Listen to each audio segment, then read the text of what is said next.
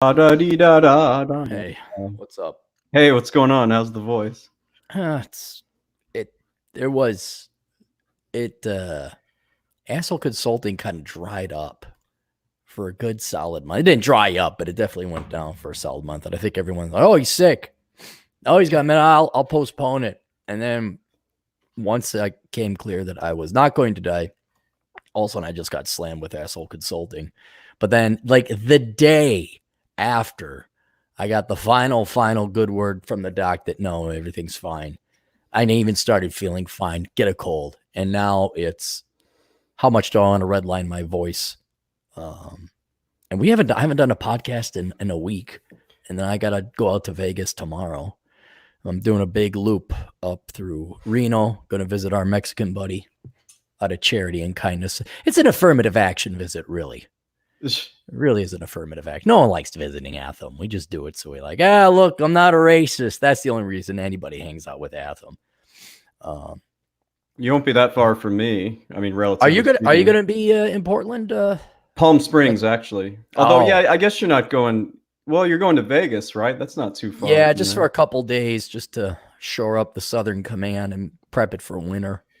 But then I'm doing a big loop, and then up in Seattle, visit TJ and Beth and Leif, and then I want to visit your future wife, who has a boyfriend, by the way. Who's this? Your future wife. Well, I have a lot of future wives. Are you? How's your internet? It's good. You sure? Yeah, I'm plugged in. What's going on? I know you're plugged in, but you're roboting. You want to log in, log back out, see what's going on? Yeah, I better do that. All right. Let's see. It's one of these days. How you guys doing? Everybody doing okay? Old Capmeister here. Let's go through some fan mail. I gotta clean this up. This is gonna be kind of a crappy podcast. Oh, there we go. Kind of a clearing up the got some fan mail. Hey, Clary, I was Disco Devil on your recent YouTube podcast, and this is indeed the video request from a while back when I asked you if it was a good idea to graduate early. Just wanted to thank you again, because if it weren't for you, I couldn't be sitting here on my laptop on a Monday afternoon. I turned 18 today. I thought it was a good idea to message a man who got me to actually enjoy my 18th birthday. Well, happy birthday, Disco Devil. I'm glad you have that going on. Here's the original one. I'm sorry, I read his response. Hey, Claire, it's been a while. I thought it'd be nice to update you on how life is going. Today, I got the documentation finally saying I graduated from high school and that I am out. Over the summer, I'm getting a job somewhere that involves clothing, as it is the wisest option for me. I will also have my driver's license, or at least the learner's permit. You're Gen Z. You're 18. It's about time to get your license anyway, huh? By the end of summer. Mission Hills will hopefully accept me. I think that's the college he's attending, as I assume they would. I'll have my associates in engineering soon enough, and hopefully I'll be able to meet up with you in Minnesota in 3 or 4 years. I have a couple friends out there, so don't make paying for priority of stuff or even an option for you. Haha. Well, good to hear from you, Disco Devil. Now I could delete that, and then I can get the sanity, the health of having a clean inbox. Okay, if I'm still roboting, let me know and I'll reset my router. Yeah, why don't you do this? Why don't you turn off the video and see if that works? Well, actually, I'm going to be right back. I'll exit and come. There's something going on with my router, so give me like 2 minutes. All right, okay, all right. Yeah. All right. It can never go. Hey, it's a shit show already. My fucking God. Shit, I got a bunch of things open. We got did I have other fan mail? Hang on, let's go over here. I'll clean out the fan mail. Here's Wintry Night. Where'd he go? Nope, that wasn't it. I could delete that. If you guys want to go get a drink, go ahead, because it's going to be... Delete that. All right, let's see if this is fan mail. Hi, Cappy. This is from We Saw. Hi, Cappy. was listening to the Older Brother podcast number 63. I heard you mentioning tripping out to the West Coast. I'd invite you to Vancouver again, but as usual, you'd be avoiding Portland like the plane. And there's a town across the river from Portland that's in Washington State. And all the smart people in Washington State who don't want to pay income taxes of Oregon live in Vancouver. So there's 2 Vancouvers, one in British Columbia, one in Washington State down by Portland. Admittedly, it is, and I can't honestly blame you. If you have time for a drink or dinner along the way, it would be more than my honor to buy maybe a watering hole along 101. Yeah, if you want to come out to 101, I don't know, Cannon Beach. It's where they filmed all the Keanu Reeves movies and the Goonies and all that. Also, I'd like to chat with Chad next time he heads out this way. Would you please pass the same invite along to him? Keep up the great commentary. Wes in Vancouver, Washington. P.S. The Great One Sterile Life podcast rang bells with me in a fashion similar to reading Curse of the High IQ. Yeah, he was spot on in that. He was definitely spot on in that. I don't know. Maybe I'll hold on to that email there. From Steven. Steven says, hey, Cappy, heard you talking about antique hunting. And of course, you can only find junk in the cities. If you want to find some cool antiques, come to Arcadia, Florida. The only thing there are rodeos, antiques, and one of the best spots of the country is for fossil hunting. Best of luck, Steven. I didn't know Florida was old enough to have fossils. Let me look this up, then I'll get to Nick. Where the hell is Arcadia? Arcadia, Florida. Where the hell is it? 17. I can't tell where this is just looking at it. Where are you here? Oh, you're in Braden. Oh, okay. You're straight east of Sarasota. I had no idea that had the geology for fossils. If I happen to be down there again, I used to go down to Florida quite regularly. Now I just do Vegas. I should probably go down Florida. I really love the St. Petersburg, Tampa area. That was a very nice place indeed. Nick asks, hey, Cap, are you coming up here before or after Thanksgiving? Before. And then somebody get in contact with Ahmed. We had Ahmed, if Leif, TJ, the other Aaron, there's another Aaron in the Seattle area. And I'll send out that. Have Ahmed get in contact with me. We're probably doing a meetup. I'm probably going to do 2. We'll do one either in Leavenworth, where, yes, I'm going to make you assholes drive to Leavenworth because I came all the fucking way from Minnesota via Vegas. So I'm thinking like, fuck it, let's just go to Leavenworth so I don't have to deal with the traffic. Or I'm going to like right where Highway 2 dumps out into the northern metro of Seattle. So I have to drive through Seattle. I might have the meetup there.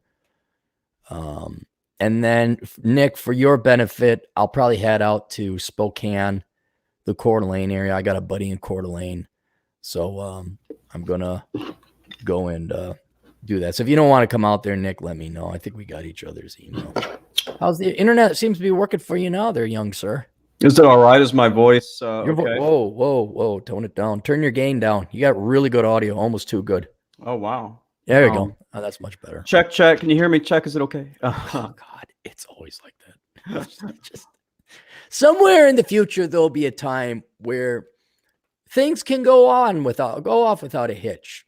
It'll just everything will work the way it's supposed to be designed. And there'll be a new technology that's in its embryonic developing and growing pain stage. And it'll drive everyone nuts. Actually, this was funny. Just yesterday, somebody was in my office and, we were trying to clean up some stuff. And he's so frustrated that all of a sudden he just blurts out, nothing's ever fucking easy. Nothing. See, now I can understand, and I'll forgive the internet before I forgive people, because the internet, it's still evolving and it's constantly changing. It's not like when you have radio or television, that technology has all the kinks worked out of it. And so it goes off flawlessly. So the only thing that goofs up is human error. But the internet is still relatively new, and somebody didn't do the bandwidth right. Somebody farted on a server, whatever. I don't know. Some programmer in Silicon Valley thought they'd improve something because they thought it led to vagina. I don't know what. But the people are the ones that are getting worse. And that's where I'm trying to change myself, change my thinking, and being sick helps, where I don't want to leave the house anymore, where I'm okay being at home. And I've achieved it, because traffic is getting me pissed off. The people are pissing me off. The public pisses me off. And you know what else is making it very easy? There's almost half the reason I stay in now. What's that? It's starting to get cold here in Minnesota. I'm like, it's 32. Like, fuck this shit. I'm staying in my PJs. I'm going to go get coffee and sit on my ass. That's what I'm going to do. If you would give me the opportunity to rant about something that happened just a couple hours ago. Snow? Okay. Well, no, I'll start from the beginning. It's not that I called your mom. Is that it? I didn't, because I called your mom. Yeah, I have. Oh, I got a plan for you, Mr. I'm going to sleep in late. I have a plan for you. So I'm not going to tell you what the plan for you is, but you'll know it's a plan for you. And I'm going to enlist the help of your mother. So did you call her yesterday or today? No, well, I didn't call. We were texting. I texted. Oh, okay. Yeah. Well, listen, it's beautiful here in that there's not a cloud in the sky, but it's really cold and very windy. Okay. Mm-hmm. So when I get up, I'm like, I don't think I should run outside. The winds are just too strong. So I'm like, okay, I'll go to the gym and run on the treadmill. Before I get to this annoying thing that happens, do you ever run on the treadmill at the gym, or do you always go outside? During winter? Absolutely. Almost. Yeah, me too. If it's below, it's like a bell curve, I can run 45. I'll go run outside. The ideal temperature is 55, 60. Mm-hmm. I'll run up to 85. And then depending on humidity, I'm either back in the gym because it's too hot or I'm back in the gym because it's too cold. But yeah, I definitely use the treadmill. And it was mid-30s here, so I'm like, fuck it, I'll go to the gym. Yeah. So when I happened to go, this was only a couple hours ago, before the lunch bunch or whatever, it was basically empty where all the treadmills are. That's so I'm good. like, cool. No, I love that. Yeah. So let me tell you how my workout was ruined. Speaking of other people, right? Hang on. Can I guess? Sure. Was it a stinky immigrant? I don't mean that as no, because that's what happens. That there's a lot of immigrants that come into the United States, and they don't. And I'm not even saying of like secular. I mean, what's coming in my mind is there's an Eastern European. He was very hairy but white. And the dude did not know about deodorant. And like I would leave the gym if he was there. I'd leave because he stank up the whole place. Is that it? So that's not it, but you're kind of right on the right track of what I was about to talk about. So it's nice when it's empty. You pick a treadmill, there's no smells, no distraction, whatever. Serene, very serene. Yeah, and you can really get into it. Serene. Got my headphones on and everything. So about 5 minutes later, in walks these two middle-aged, like older than both of us, probably like late 40s, soccer mom types. Mm-hmm. And they're friends. They arrived together. Right. Oh, yeah. So the first thing they did that pissed me off was they decided to take the two treadmills that were directly to my right when it was empty. It's like, why didn't you go to some other treadmills? So I'm already like, okay, I hope this could suck. Well, they think you're cute, Chad. No. Like they were just, I don't know what the deal with them was, but can you guess what my run was like as soon as they got there? Could you blur them out with your headphones, or could you not help but eavesdrop on their conversation? They were so loud, and they were up talking, and they had that horrible like vocal fry shriek. Yeah, like shriek. This is why when you said like, was it a stinky immigrant? I would have taken that over these fucking annoying soccer moms, because I was actually listening to Rich Cooper's stream from yesterday. So I turned it up to full volume. I stuck the headphones and I can still hear them. It's piercing, man. Blithering and blathering. And they should have gone to other treadmills because there were so many. So that's the first thing that happened. There is something that happens with middle-aged women voices where it's just piercing. You could have an M1 Abrams tank and you could fire everything and the munitions would reflect and ricochet off of its armor. You get a middle-aged broad in there. Tina! And that tank will blow up because it's just a laser through butter. In their conversation, I'm not trying to eavesdrop. I can just hear it, and it's so vapid. It's just So it's like nails. You think it's a stereotype, And it's not. No, it's real. That's what scares me is you're like, okay, it's the red pill or the manosphere, and it's heavily biased to the male perspective. So there's going to be bias. Not all women are like that. I know a couple, but then you go out in the public like, holy fucking shit. Okay, not all women are like, but Jesus Christ, 65, 70% damn well are. Yeah. And it's a condescending stereotype. Like I'm trying to think, like a good stereotype. Asians that tend to do better at math. They tend to have higher IQs. That's a good stereotype. That's true. You'd want that. I'm trying. What's a good stereotype? Let's see. Okay. Italians are good excellent chefs. Yeah. Chefs, right. Okay. Italian food is very good. Mexican food is very good. Let's think else. What else can we come up with? Kenyans, this is minor. Kenyans always win marathons. Yeah, runners. Yeah. The Western African, or no, Eastern Africans. East Africans are very good at running. Yeah. Whatever. There's Canadians are very nice. Canadians are very nice. Yeah. Very nice. But by God, that stereotype. I just did a video yesterday about this doctorate. She had her doctorate in history. And I'm like, okay, she's fat. And you just go through the checklist. It's like you can stereotype. You could totally prejudge and be 100% accurate because everyone's programmable. Yeah. They're fucking conformists. There's no independent thought. So like once you said PhD, female in history, everything you assumed was 100% correct. Cat lady, overweight, feminist, not real job.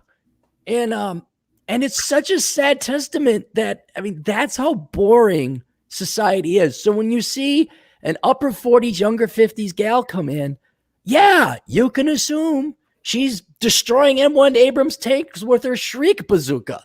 Do you think these ladies were in shape or were they fat? Oh, Jesus Christ, no. Do I have to? Let me guess. Were they power walking? They set it up. Yes. I'm gonna go ahead and finish the story. So they're not even power walking. They're just slow walking. Just stupid conversation. So this is like killing my run. And so one of them, mercifully, not the one to my right, but the other one next to the annoying lady, gets up and leaves. So I'm like, yes, finally enough of that chitter chatter. Friend left or walked away from the machine, stopped and left. Guess what happened next? Her other buddy Tina showed up. Another gal went to your left, and then now you had it in stereo. I don't know. The stinky immigrant came in. Your phone died? Whoever the fuck was on my right, the one that was fatter and had a worse voice, decides to call Tina or whatever when she's on the treadmill. And she was being even louder because, when you're on the phone, you tend to talk louder. It was just awful, man. It ruined my whole run. And here's the problem with that stereotype. Middle-aged women have no shame about that. None. You talk to your average black guy, and let's say you're hanging out with, we take any one of our buddies, happy to be with Marcus, Richard, Vince, whoever. And if we saw some dumbass black guy walk by with his pants drooped down to his knees, all those guys would be like, oh, damn, fuck, man. Stop being a disgrace to the race. They might even go top and say, hey, dumbass, pull your pants up, because they don't want that stereotype. A lot of these gals seem to be oblivious. They're perfectly fine. They're not even cognizant of the stereotype they're living up to and what shame that brings upon the women who don't fit that stereotype. Right. They're like caricatures of themselves. But they're not caricatures. That's what they are. That's what they are. Yeah. They're cartoonish. And, you could see it where, yeah, the average black guy, you don't see the average black guy with pants down to his knees. You do see the average middle-aged white gal cackling and hacking at the bar, or in your case, at the treadmill. So I'll tell you real quick how the story ends. This was just the cherry on top. So yeah, my workout has been ruined, but I plow through it. I get through the 5 miles or whatever, and I stop the treadmill. I get off and wipe it off and everything. Guess what happens right after that? They leave. Right. She ends the phone call and leaves like 20 seconds after I finished my workout. I bet you they were hitting on you. I bet you they thought you were going to ask them. No, man. You know what it was? So? No, I think I have this theory, and I think you can relate to this, there's some people, usually strangers, that like their sole purpose in life, that for the very brief time that you run into them, their sole purpose is to just make your life miserable, and then you never see or hear from them again. I don't know if it's the sole purpose to make your life. I think that type of people probably just want attention, and like, look, here's the theory, especially as it pertains to middle-aged women. Their time is over. Yeah. They're not getting attention. And so they gotta be loud. Like the volume is turned up so you can, something's not right. Maybe I'm not being loud enough. And I'm not even being facetious. Sadly, that the behavior is so immature and unacceptable and uncognizant of other people's, personal space and bubble and courtesy, that you almost have to draw this conclusion. It's like they just want you to know you're there so that they get some kind of attention. And it's like, sorry, ladies, you're not hot. That's what it was. Now go do something else. Stop bothering me. But I think they just gotta, you especially see it when they get drunk they're so loud. Yeah. And I think that's what it was. I don't think they wanted to piss you off. I think they wanted you to know they were there. Childish and immature as that may sound. I guess I just, shit like this happens sometimes, and it's just like, what do you do but just be glad you aren't them? Like you mentioned in a video, just be glad that you're not them. And that was my morning. That is the most interesting thing that's happened to me in the last 2 hours. Good. I got slammed with asshole consulting. I finally finished the first chapter, and now it's off to the editors for my new book. The second chapter is almost done in the same. Editors, huh? Is it somebody or just you no, just the cabal, the harem of editors? Because let's see if you got this. See, everyone thinks I hate women. Everyone thinks that we're not. Men and women are different, and we'll see if you can catch why. Women, not just in birth and make me a sandwich, ha ha ha. Women have certain skills or advantageous skills over men. All right. Why do you think I select only women to be my editors? I'm going to guess it has something to do with attention to detail. Absolutely. Yeah. Absolutely. Women, I think, make superior editors, auditors, accountants. I would be very curious if, because when you become a cop, usually that still is generally assumed to be men. But I wonder if women would make better detectives, better forensic scientists. The lab, I'm honest because women, I think they just like finding mistakes of other people. Frankly, I think that's what it is. See, I think you're right. I just want to throw in this qualifier, and this is through experience. You are right. Women do make pretty good accountants when they're auditors, but not tax people. Wouldn't tax be the same thing as paying attention to detail? See, auditing's more like, looking for details and checking boxes, whereas tax, you really got to, get creative with planning, and you really got to know your shit. Okay. So I'm not trying to bash women on this, but they do, when I was in public accounting, they definitely do a lot better as auditors than they do in the tax division. What about when you worked for the IRS? Would women make better auditors in that sense? Like not really, because you have to be creative to find the creative loopholes they're using, or what? I don't know what it was, but there just were not a lot of women there when I was working there. But that's not what I'm not saying. Were there a lot of women there? Did the women that you did work with, were they just as good as the men, or better perhaps as tax IRS agents or revenue agents? You know what, man? It's honestly hard to say, because I was working under the same two dudes most of the time that I was there. Yeah. I'll bet, if you make it to the IRS and you're in the tax division, then you're probably just as good as everybody else who was there. Yeah, no, that's what my experience has been, especially with editing, is I have my first book, I sent it, I'm like, I'm going to send it to John. John, he's very analytical. He came back like, no, it's great. It's wonderful. He came like, no mistakes. John Steele? No, a different John. You don't know him. So then I sent it to a girl. Oh, dude, it came back like a fourth grade book report. I mean, Red, Aaron, yeah. Jesus Christ, did you send it through spell check?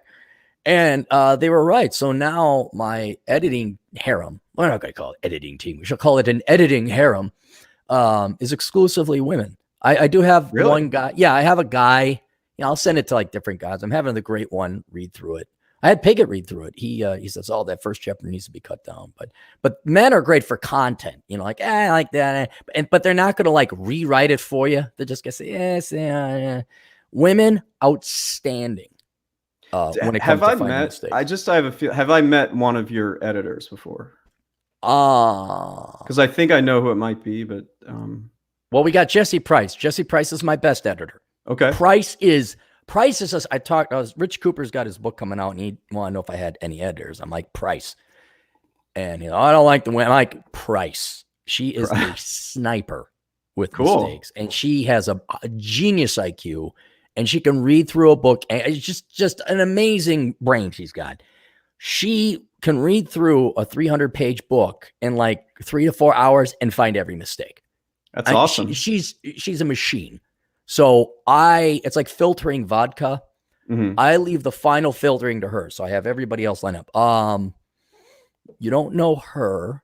Did one used to live in Chicago or still lives there? No. I need people to get back to me on time. Gotcha. That's what I was thinking. No. Okay. There's Varmints Mom, Varmints Mom? Yes. Mm-hmm. Yeah, her on the internet. You've never met her. She's been an editor of mine in the past, but she's very busy now, so she's not. One of your clients, whose parents are also your clients, and lives in Wyoming. She sent me an email last week about something unrelated. Yeah. Yep. So she's got the time because of her job. Who the hell else? Oh, and then I have a school teacher who lives up north, who I've known since I was 21. Nice lady. And she goes through and she picks it up. But after those 4 filters, then the final filter is Price, because she's like the best goalie ever. Nothing gets past her. Cool. And, so it's so by the time it comes out, it's pretty well to do. There's like maybe 1 or 2 typos, but usually not. When are you going to release it? Like Thanksgiving? Yeah, I'm going to try to write it over the course of my trip. I'm just going to hang out with TJ for a while, and we're just going to bang out work. I'm going to hang out with Rob in Salt Lake City, because these guys got jobs. So I'm just Wow. How long are you going to be gone? That's some serious distance there. 3 weeks. Nice. Yeah. But it's what I had to do. I came to an epiphany after going through the scare and all that other stuff. Ain't no one coming to visit me. It's not going to happen. I got to go to them. There's no other way. And so I realized if I'm going to have any kind of intellectual stimulation, now think about this, okay? And I want everybody to listen to this too, because this is going to happen to you people if you start getting to this stage and you're working from home and everything else. It is easier for you to fly to a place and drive across the country and meet your friends you've met on the internet. That is a better and more healthy social life than you're going to have trying to pick from the shit and quality within a 50-mile radius of your house. The people are not there. And so instead of fighting, I've advocated this along the same lines of dating. What did I tell you about dating? And you, sir, have actually been intellectually honest about my epiphany or my observation about dating today. What did I say about dating today? Well, I mean, you're pretty much outnumbered when it comes to women who have kind of the same values that we have. Is that what you were saying? Or? No. We have met, and you have met some great women. Let's try this as an experiment. List some of the great women that you've met in the past 3 years. You've gotten to know in the past 3 years. Like ones you've introduced me to? Or? Like that, or just in your regular life. List like 3 women that you were like, wow, this is a very nice I'm impressed with this person, and I would like to spend time with that person in a romantic or a non-romantic way. God, I got to tell you, there haven't been many. No, name 3.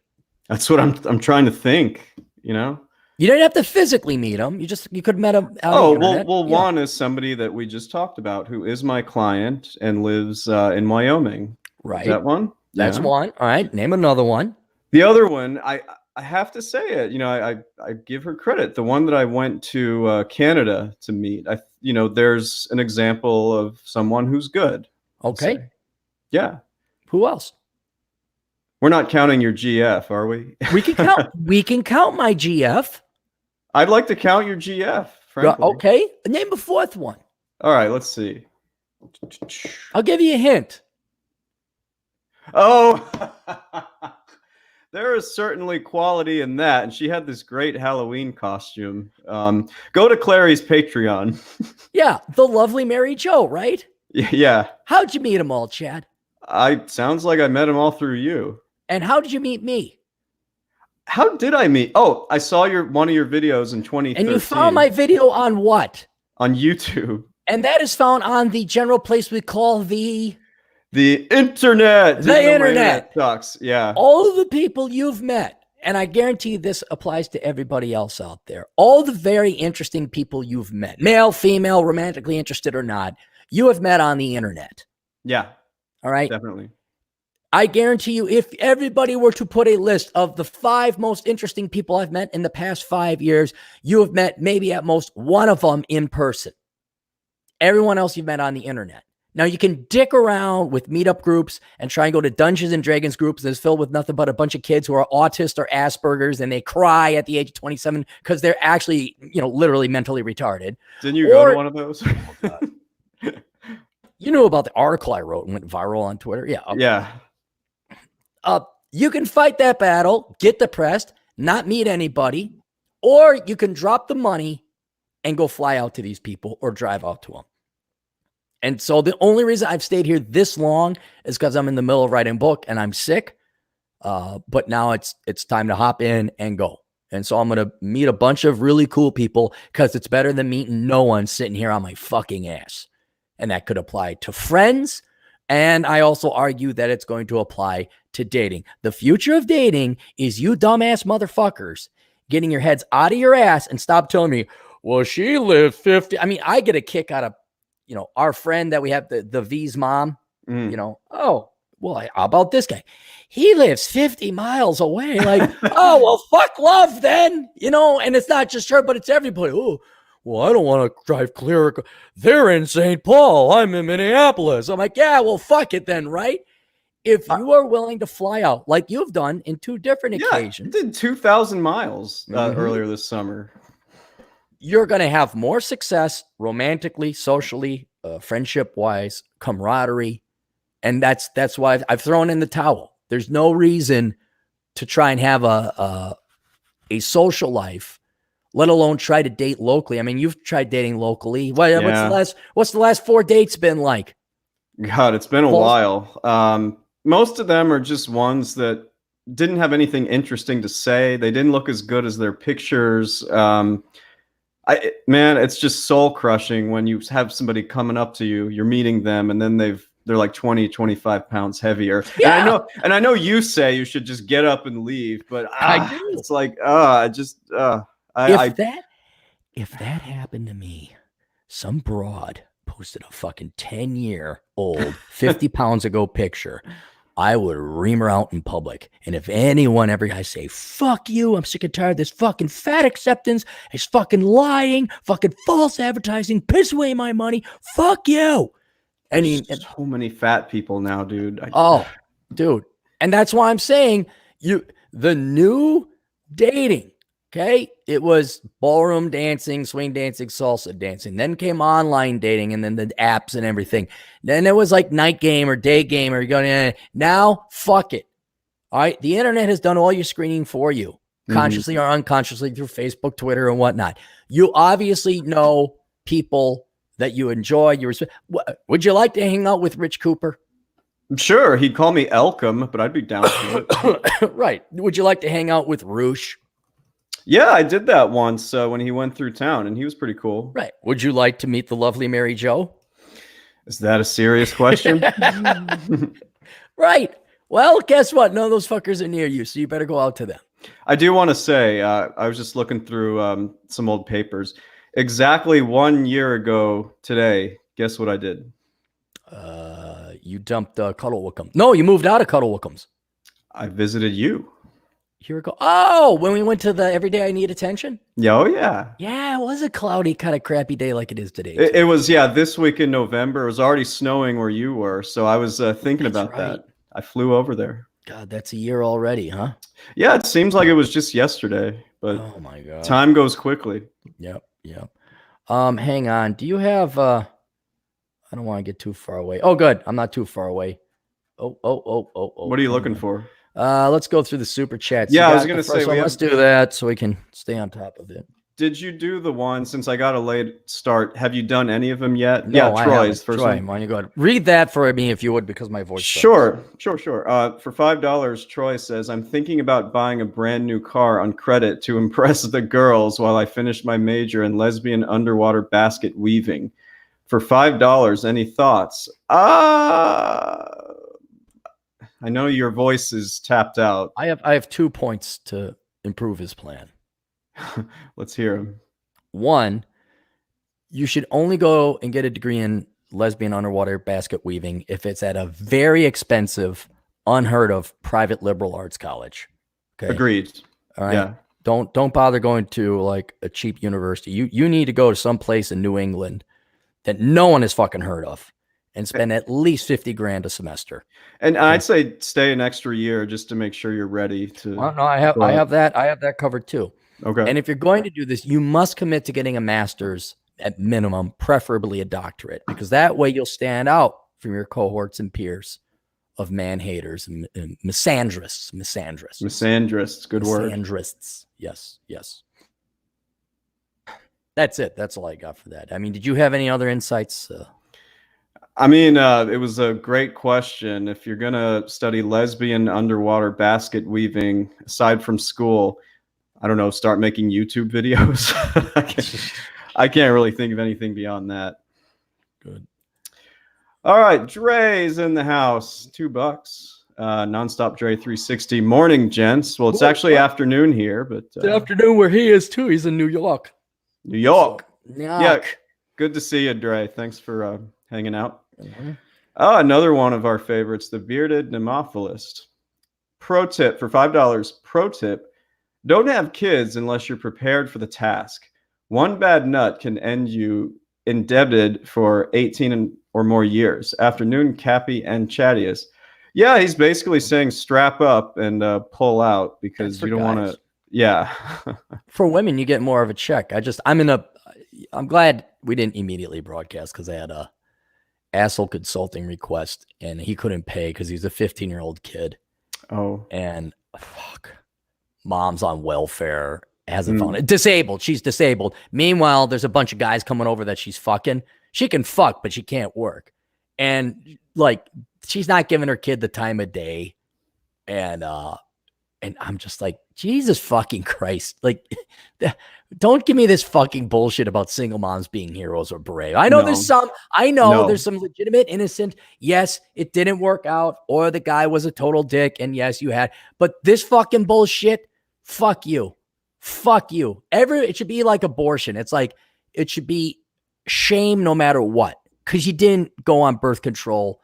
I'm not saying don't have it, and it does happen and it's called for because I'm secular.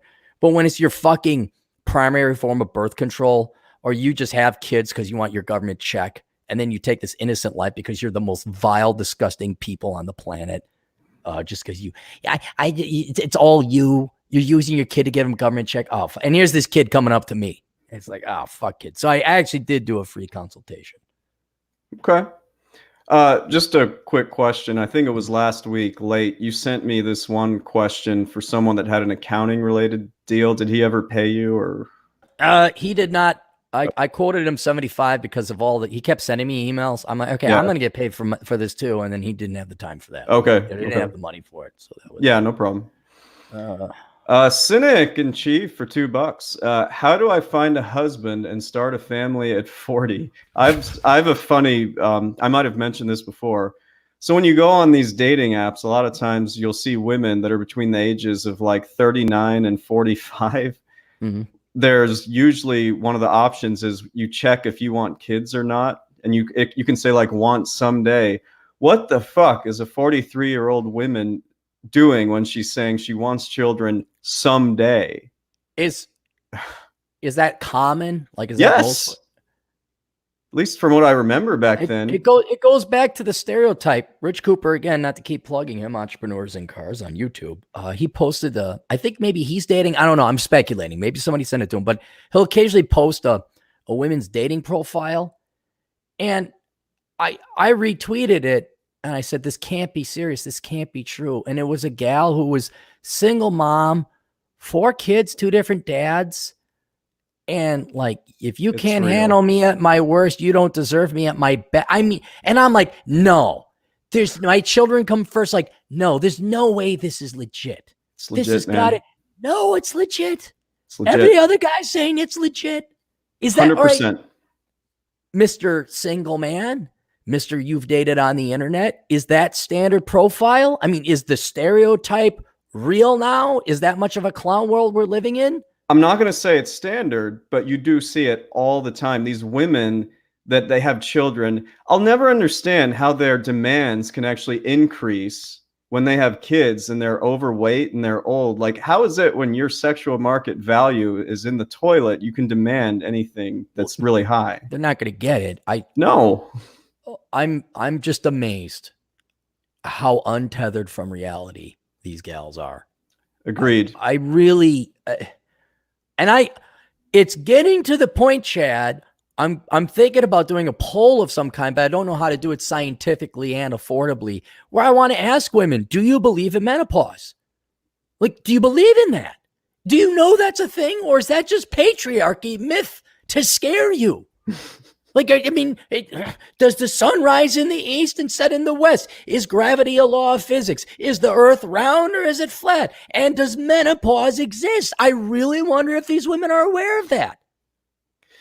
So we've talked about this. You call it Operation Evil, yes, right? Yes. The one thing we talk about all this stuff, the one thing I'm absolutely positively 100% sure about that's coming in the future, you're going to have a hell of a lot more very lonely 40, 50, and 60-year-old women, like more than we've had in history. Oh, yeah. A ton. The women who are going to usher that in, I call it Generation Spinster. Yeah. And it's going to be Gen X women. It's absolutely going to be. Yes. And unless the millennial ladies get their heads out of their asses and discover what the fuck menopause is and start realizing it isn't your fucking career or your master's degree in twiddly twat studies, but actually it's your fucking kids and your fucking spouse and people you're supposed to love and cherish, until you figure that they're going to make Gen X women look like June Cleaver. They're just, and even if the women do have children, how many of them spend the fucking time with them? I mean, they're effectively spinsters anyway. Yeah. I'm trying not to get angry because, you know, we should enjoy the show. Yeah, I didn't want to get you angry. Your voice is.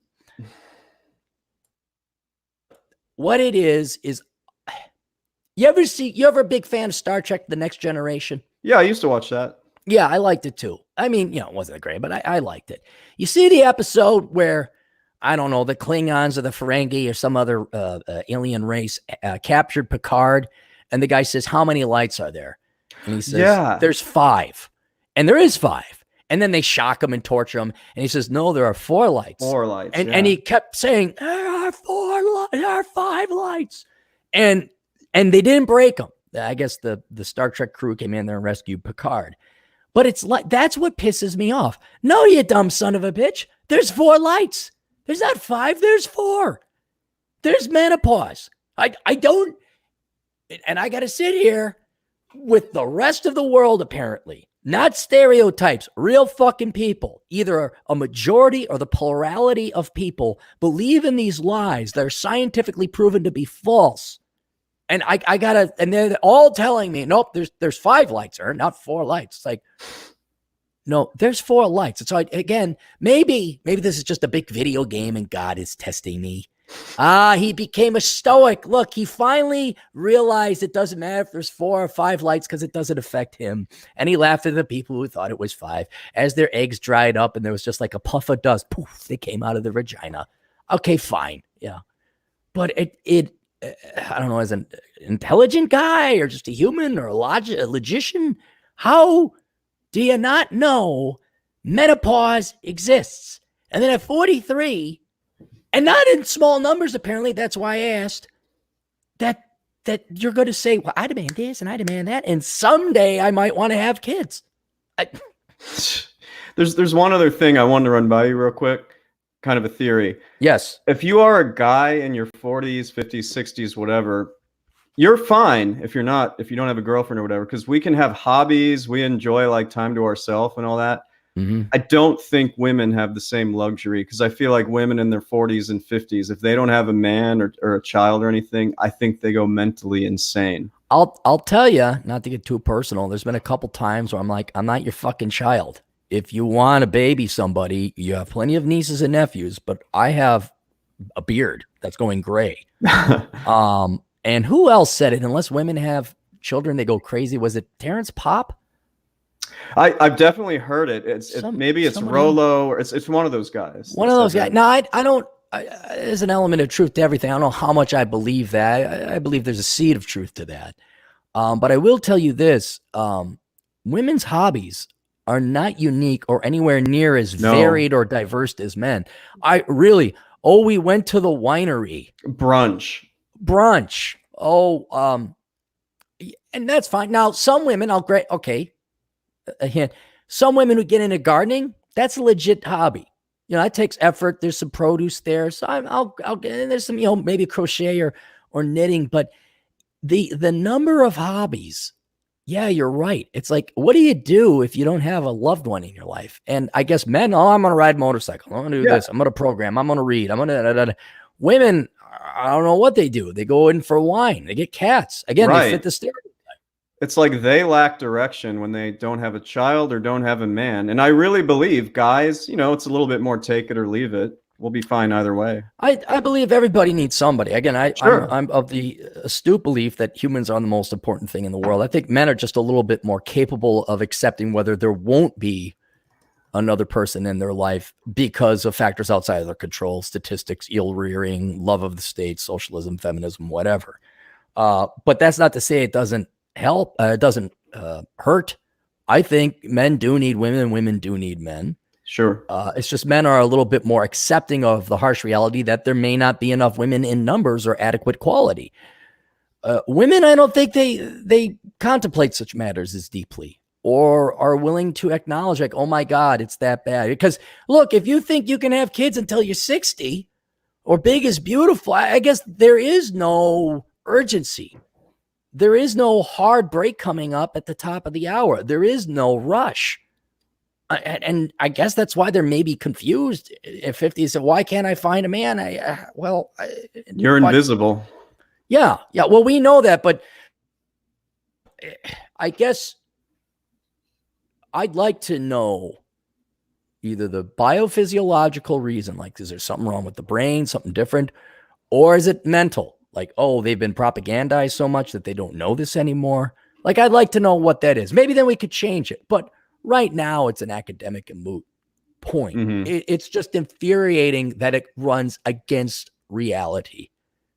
That, this is my cell phone. And apparently 49-year-old women who think they're going to have kids say, no, it's not. It's a donkey. And now I'm at the point, yeah, you're right. It's a donkey. Yep, it's a donkey. Have a good day, lady. And then just let them go. Because how are you going to argue? How are you going to reason with it? What are you going to do? Well, I'm a little worried. By telling you, I'm about to tell you we're dragging this on, but I just wanted to mention, I've had not one, but two clients in the past year, women who are between the ages of like 38 and 41. They couldn't find a man, but they were desperate to have a child. So what do you think they did? Oh, in vitro? Yes. Yeah, of course. Yeah. They turned themselves into single moms, like from the get-go. I don't understand why anybody would do that. That's very simple. They love themselves more than a child. It's all about that. Those poor kids, man. Yeah, but who cares about the kids? It's all about her. Right. Fuck what nature's told us for 2 million years that there should be a guy present. Fuck that. So, Syndicate Chief, how do you find a husband and start a family at 40? You go to the husband store. You go to the husband store and you just pick him up. Because that's where you go. All right, what else we got? So for $5, Noah Acosta. Good old Noah. Noah, I am 75 and just finished my triple PhD in 13th century Persian feminist studies, and it's time to get serious about retirement. Any tips? Smith & Wesson? Yeah. I'm, it's been 2 or 3 years now. I haven't had those damn online classes where I had to answer these questions. Yeah. And I make so much more money doing asshole consulting now. It's great. And the questions are at least a little bit different. Yeah, I don't know. Boomer's gonna boom. 75. 75. That's I've never my had dad, it that buddy. bad. It's been like 58, 60. It's time to get serious about retirement. And usually followed up, or I got to pay down some debts. I'm trying to get my finances in order. It's like, just drop the $5. Here's a little bit of advice for boomers. All right. A little bit of money you can save for your next generation if you care to do so. Don't even buy a gun. All right. Go buy one bullet of 45 caliber hollow point. Go to the gun store, say, I'm interested in 45 caliber weapons. Do you have any? They say, yeah, here's a snub nose. You put the bullet in, and then you don't have to buy the gun. It's 40 cents for the bullet, maybe $1 if you get the mushrooming plastic tip type. I don't know what else. Again, proving it's not just women who are delusional, like, this is a cell phone. No, it's a donkey. Okay. There is menopause. No, I'd like to have kids. I may have kids, not sure, around 43. There are 4 lights. No, there are 5. Whatever. Hey, start contributing to your 401k, lady. I'm a little too nice of a guy sometimes because I genuinely feel empathetic and sad for the women I see that are 40, past their prime, and with cats. I'm kind of like, man, your life really sucks and it's going to get worse. The single ones. Who cares? What you think? You think those gals at this stage, didn't you date when you were younger? Do you remember what a pain in the ass? Right? Didn't you even check out or reach out to me because of 50-50-25? Yes. Because you got stood up 75% of the time. Fuck that bullshit. This is comeuppance. I mean, it's like fighting Japan in World War II. Like, really hate to drop the bomb, but fuck you guys. Oh, are we willing to come to an accord? I just don't feel sorry for them. There's a piece of me that's like, I guess on an intellectual level, it's more tragedy, but I don't personally feel remorse for that person. I don't personally feel bad for them. I'm like, no. Squandered their youth and beauty.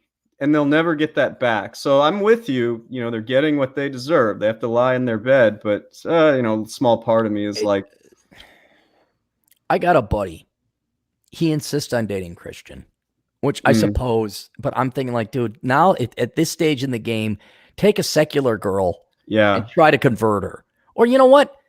Maybe your relationship with Christ is personal. Maybe it's just you and JC, and there's plenty of good secular. There's plenty of good non-Christian. I recommend, maybe Muslims might marry you. They're traditional, minus the blowing up things and the explosive vests. But so what does he do? Now he's starting to really scrape the barrel on this Christian single shit. And he went out with a 40-year-old virgin, which is not the virgin. 40. How did it go? And it's scripted. There are some women that should just become nuns. And this is one of them, but she's not Catholic. I think she's Protestant, obviously. And there's no nunnery to go join. But a lot of these gals, they hold on. They think that they're gods. They think that that their virginity is the most important thing in the world, and nobody can touch it until I find the right. And it's like, if you are a 40-year-old virgin, usually I'm all about the independent-minded person, and I'm always pointing out how society is wrong and the individual is right. But you are factually wrong if you still are a virgin at 40. Right? There's something wrong with you. And again, the delusion. Well, men should like me because of my faith in Christ, because I'm a good person. No. Number one thing, we want to fuck you, girls, and you better be good looking.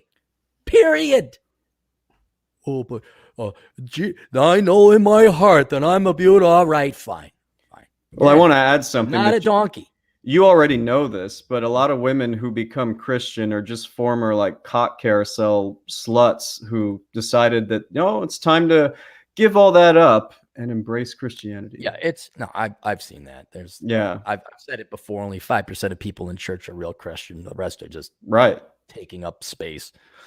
All right, our good buddy Nick. Let me scroll back up here. Nick, $10. Thanks, dude. Yeah. Having friends in leftist holes makes it a lot easier to go out there to visit.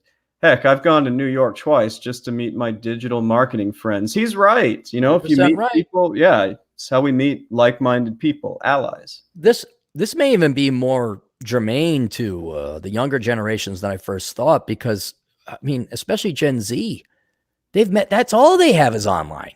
Mm-hmm. I mean, I bet you their best friends are online. They've never met them in half the instances. So you're almost compelled to go. I mean, what do you want to do? Go hang out with the assholes in high school? I mean, fuck that shit.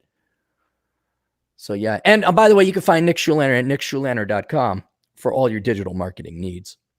He will help you sell your shit online. Unless it's my book Reconnaissance Man, because we tried. He did. I don't blame him at all. It's just, I guess it didn't take, but we tried to sell that and it didn't work. It's a good book. All my books are good. It's just, maybe it's not of benefit to people. So. Well, the next one is one of your favorites, I know. The 1099 Superior Race. Yes. Well, Ray John for 99. Did I miss him? Yeah, you missed one up there. The one right before that. You see it? It's blue. Noah, Nick. Oh, no, I go right to Robert Fujowski. You don't see Ray John there for no? Did he delete it? Well, either way, did you skip ahead? Read through that, and then we'll go to Ray John's one. It was 99 cents Canadian. What's that in American dollars? 30 cents. Okay, get the fuck out of here, Ray John. Jesus Christ! You can buy like 2 gumballs for that. He has another one down there. But anyway, Rob, we're to the 1099. Rob, thank you as always for the 1099, Rob. 1099 are here. Only 3 interesting women in 10 years post-marriage. 3. I really should write a book. 72 and Sunny and Raleigh. Bring your sticks, Cappy. He's right. I wonder how old Rob is. I just pissed off he's down, and Raleigh's nice. I like Raleigh. Carolinas are good. Yeah, Carolinas are nice. I gotta go visit Glorious Carl. I gotta go fly. That's right. He did move there. Yeah, he did. Yeah. And Raleigh's got a real good Cappy Cap I'd follow. And there's a good and interesting cats too. Really interesting guys. One guy races Corvettes. There's a nice trophy wife lady down there, a stay-at-home mom. She's very traditional. Just some really cool, interesting people down there. And my favorite porn star is from Raleigh. I know her name. You do? I'm guessing there's one that's known. I'm real curious if you would even know who I would think is right. And she's not my favorite porn star for reasons you might think. Is she a MILF type? She is a MILF. Yes. She's my age. I know who this is. I just can't remember her name. I'm pretty sure. Did I tell you? No, I know exactly because she's known to live in the Raleigh area. What the hell is her name? Damn it. Well, search it up. I bet you. I'll give you another hint. This is the reason I like her, is why she's my favorite. Brandi Love. Damn it. You got it. She's a conservative. She's I know she's hot. Yeah, okay, they're all hot. Well, not all the times. She's hot. She's my type. She's my age. I'm like, yeah, fellow Gen Xer, represent. And then all of a sudden, she's like, she's not anti-Trump. And she's, what I really like, she's also entrepreneurial, but what's really cool, she's actually traditional values, like, nah, kids and family, all this other stuff. Meanwhile, mommy's got to go suck some dick and make some money. And I know it sounds weird. I totally respect that. It's like the gal in Vegas who used to be a stripper, but now she's a judge. It's like you're simply capitalizing off of your assets, making money. And then it's like, well, yeah, I can do this, this vice for a living, but it's not going to affect my family life. You know, like the mafioso type of guy. Yeah, we kill people for a living, but family is precious. And so I'm kind of like, that's a cool chick.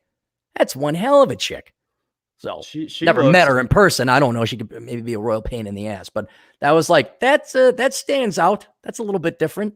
And for a 44 and 45-year-old, she is just in fantastic shape. Great shape. Holy shit. Yeah. I mean, it's kind of like, yeah, ladies, all right, don't tell me you can't pull it off. Just I mean, she almost ruins it for all the other middle-aged gals. It's kind of like, yeah, you, but she works out all the time, obviously. So she's 46. I'm just looking her up again real fast. Yep.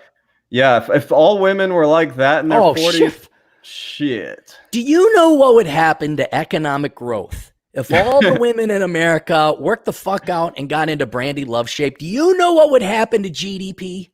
GDP would go through the fucking roof. all the husbands would be like, God damn, I'm going to build a castle. I'm going to get the car. I'm going to work my ass off. Even if they're single, guys would be like, God damn, I'm going to get my doctorate in engineering. I'm going to travel to Mars. I mean, you would, still dying. I mean, the average guy would have a reason to get up in the morning, even the 23-year-olds. God, she looks fantastic. I gave up this type of thing a long time ago, so I can't tempt. What's that? Watching anything gals? porn. Oh, you would think so. The more I use these fucking apps, but no, she looks great. I can't. Brandi Love, yeah, look at that. Oh, she's a little older than me. All right, she's like a year older than me. Look at that body and just think that she's had more than one child. It's like, holy fuck. Has she had more than one kid? I thought she just had one. Maybe she just has the one, but I know she has kids. And that, wow, dude, that body. I know. Yeah, okay. And she's conservative, like you said. Yeah. All right. Let's just stop salivating over the unicorn and get back to reality. Let's get back to our horrible lives. All righty. So thanks, Rob. Noah Acosta for $2. Down here. Yeah, it's right below it. See it? Yeah. I got it. Cappy, that request with the fat lady was great. Is that the one where you did a response video? Yeah, that was that history doctorate, and why can't I find a guy? What do you look like? Proceeded to be fat.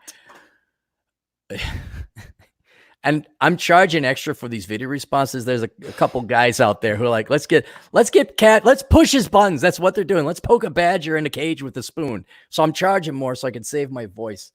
But yeah, it was like, you can't believe she's going through. I got a lot to offer. I check off a lot of boxes on the guy's wish list. It's like, you're fat.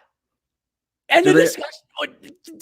Do they ever write you back like all hurt and pissed off that you told them that? What? No, this wasn't an asshole consulting request. This was a video response. Oh yeah. They wanted me to watch a TED Talk video and respond to it. So this is, I guess, the new thing, of which actually kind of funny. A lot of guys wanted me to do the Clary test on their favorite porn stars. Oh yeah? Yeah. So it's funny we're talking. And then, different, and the Clary test on politicians. And then now a lot of guys want me to do video responses. So they'll find the most blood pressuring of videos of stupidity and they'll make me watch. And I'm like, okay, that's like $75, dude. It's just like, you're going to have to pay for that. That rant you did about, what was it? Student loans. Pretty good. Piano. Right. That was another video response. Piano. All right. What else we got? Ray John. $5 Canadian. What's that, like 45 cents? No, it's like $4. $3. What? I wonder what happened to the Canadian dollars after they reelected fucking Pew Boy. Went down a little bit. What is it? USD, I guess 75 cents. Or 75 cents per dollar. CAD, Canadian dollars. Wow. Yeah, nothing really happened to it after the election. Wait, when was their election? It was a few weeks ago, wasn't it? Or a couple weeks ago? It's down a little bit. Do you remember when it was on par under Stephen Harper? Well, it's been a while, but yeah. Yeah. Do you remember it was like $1 because Canada's doing good? They had oil, they had lumber, everything's good. They had a good balanced budget. Yeah. Under that evil conservative. Oh, who wants that guy? And now it's lost 32% of its value against the US dollar. Damn. Well, Ray John for the $5 Canadian says, in my free time, I watch porn and play video games. I am content with this. Anything wrong? Yeah. It's look, let's say, here's my main complaint about MGTOWs. If you've never done the trial, you never went to war, you never charged the beaches of dating, you never went out there, then you're just weak. You're just cowardly. Mm-hmm. In this particular aspect as approaches women. But then it also means you're weak and cowardly in other things, which means that you can see the total correlation.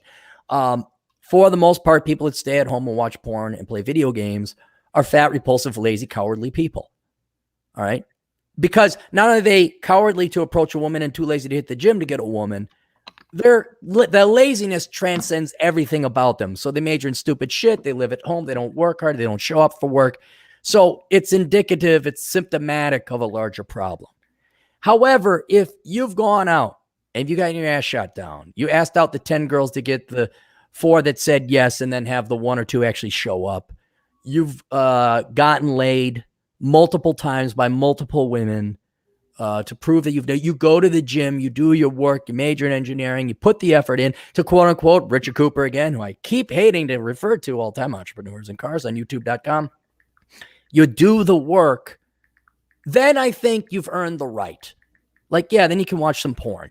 Okay. Then you can play your video games. If you get to a stage where you truly go MGTOW, like say Bernard Shape, and we're like, yeah, I'm done. I've dated, I did my time. And here, let's see if you can make the economic decision. When is it perfectly wise to jerk off as a grown adult male? Well, a lot of times it's a perfect substitute to like spending money on women, taking them on dates, things like that. And it's more time efficient. Dude, you hit it on the head. You've slayed your dragons. You've charted your beaches of Normandy. You've conquered.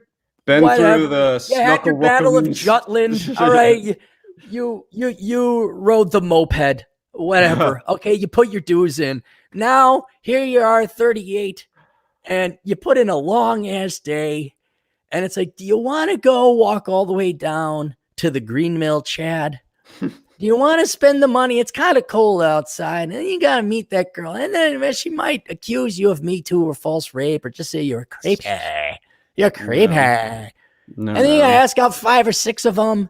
Then some of them are going to give you a fake profile. Some will never get back to you. And then after 2 weeks of labor, maybe if you took 5 minutes to rub one out, you'd be all right. Yeah, which is the economic benefit? And obviously jerking off is way more. Exactly. I do think you have to keep a balance with it. Don't totally rely on it. But yeah, sometimes the more efficient and economic decision is to just unload half the world's population on yourself. Absolutely. Just if you look at it from a cost benefit analysis, fine. And the other thing is, when you get older, you're not that horny anymore. I mean, unless Brandi Love showed up, then dude, could you imagine being her husband? Man, Jesus Christ.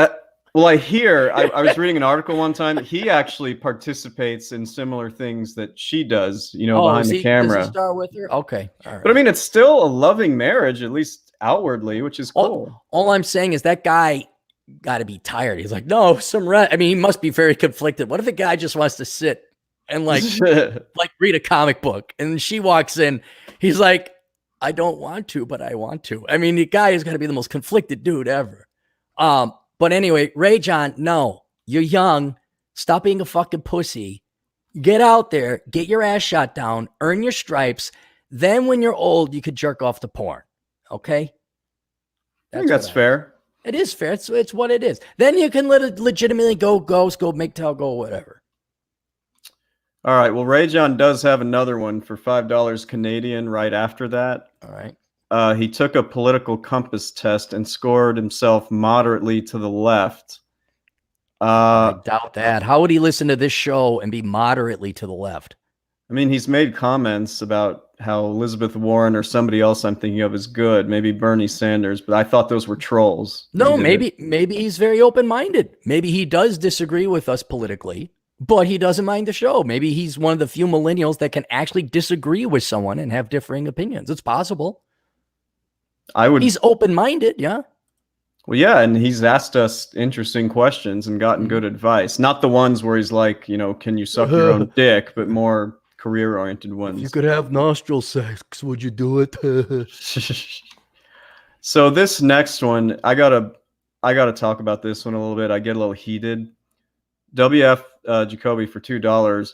In vitro should be illegal without a husband. Hang on. Let me get. Let's. Why don't you wait? Because I want to hear what you have to say. So okay. The name of the song. Tall and tan and young and lovely, the girl from Ipanema goes walking, and when she passes, each one she passes goes. When she walks, she's like a samba. Boo-doo-doo-doo-doo-doo-doo. Any song requests? Oh, too late. Is she Well, tall and tan and young and lovely? while the 60 seconds you were gone, I got a few verses in of that. Good, good. Okay. I really, really, really, really, really agree with what he's saying. I don't like the idea of doing what my clients did about just becoming single moms because they couldn't find a man. That kind of pisses me off, and I'm sure it does you too. It's like abortion. It pisses me off, but I think that you should have absolutely every legal right to do that. Oh, absolutely. I'm not saying it should be outlawed, but I think it should be a lot harder to do this. Like women can just walk in there and become single moms. How old are we? We're in our early mid 40s. We're in our early mid 40s. You want to fight this battle? I mean, we got to change it. And let me ask you this. Fuck in vitro. What does it matter whether it's in vitro or it's a deadbeat dad and you're a single mom and he just splits town? I mean, what's the difference? I guess in vitro, look, here's the problem. There's two types of kids because there's two types of single moms. There's the rich, elite feminist types who are going to get in vitro because they can afford it. Yeah. All right. And they're intellectual and they're going to skew their kids so far to the left. And not to mention the disadvantages that come without having a father. Those kids are going to be fucked up. Then you have the trailer trash ghetto barrio moms, the client I had today, his mom, who are just welfare degenerate, poor, your stereotype welfare queen, who literally only had the kids so she could collect a welfare check because she's putting absolutely no investment into it. Dude, it pisses me off too. That kid is obviously fucked up and is suffering as well. Thankfully, I think I pulled him out. I think I told him, hey, look into joining junior ROTC. He got straight A's, all this. So there's hope for that kid. And he's going to get back to me down the road. So I hope he does well. Regardless, it doesn't matter if it's in vitro or not. These kids are fucked up. Now, are we going to stop it? I mean, we try to save who we can. And I guess, what is it? The story about the starfish. You ever hear that story? I don't recall it. What was it? I think it goes, there's an old man and he's walking down the beach and the tide had gone away. So the tide was in the morning. Does the tide come in the morning and then during the day it goes away? Like at night, there's the tide. Okay. Yeah. So at night, the tide comes in, it goes away in the morning.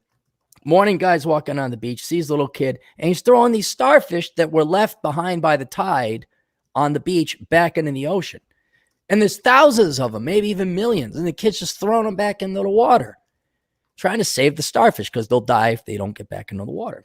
So the old man goes up to the kid. He says, kid, what are you doing? He says, I'm trying to save the starfish. He's like, there's millions of them, thousands. It's an impossible task. You're never going to save them.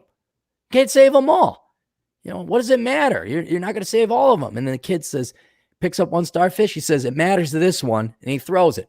And I think Rollo's got the same thing. Rollo's books, The Rational Male and his other works, they're never going to be New York Times bestsellers. I think the most success we've seen has probably been Jordan Peterson and Stefan Molyneux in terms of reaching out to people and literally raising awareness about important issues that they talk about.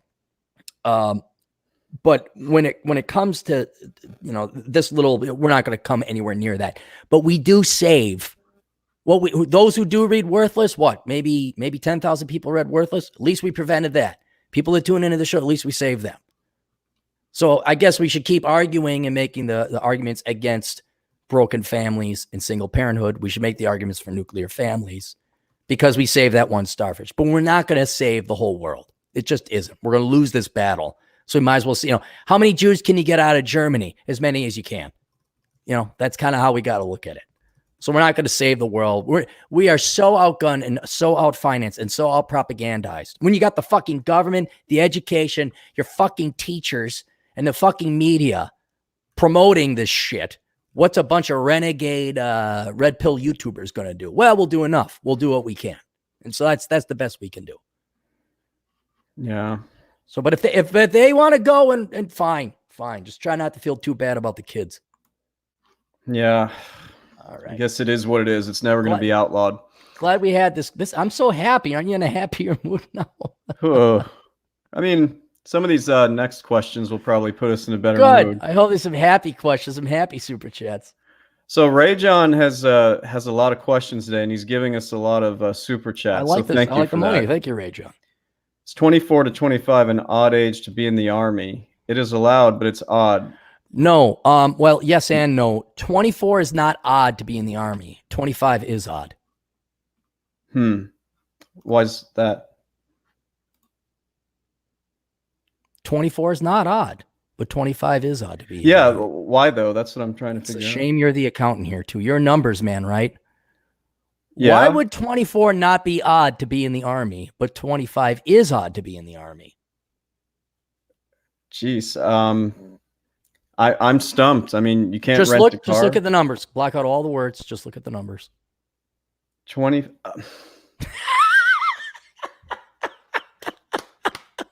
I love my fucking job. Oh, this is great. This is just great. I love dad jokes, but holy shit. I got that. It took you a long time to get that one. You got me on that one. Ooh. Neither are too odd to be in the Army, but 24 is even to be in the Army, and 25 is odd to be in the Army. But then 26, you'll be back to even. Well, I mean, most people join when they're 18, right? Like they just get out of high school and... I think so, yes, or at least the plurality do. I don't know. I'd have to look at enlistment figures, but I really don't know. Okay. Okay. Chris in Phoenix. Chris in Phoenix. He's a regular guy. Yeah. $4.99. He's 43, debt-free plus house, net worth $500,000. What's my SMV? Woman equivalent. I mean, a picture. You can sort of see his picture on there. Yeah, he's in good shape. Here's the number. What's the number here? And it was on this video. The fat history doctorate wanted. What was her number one thing on her list? She would not get rid of it. The number one thing on her critical list a man must have.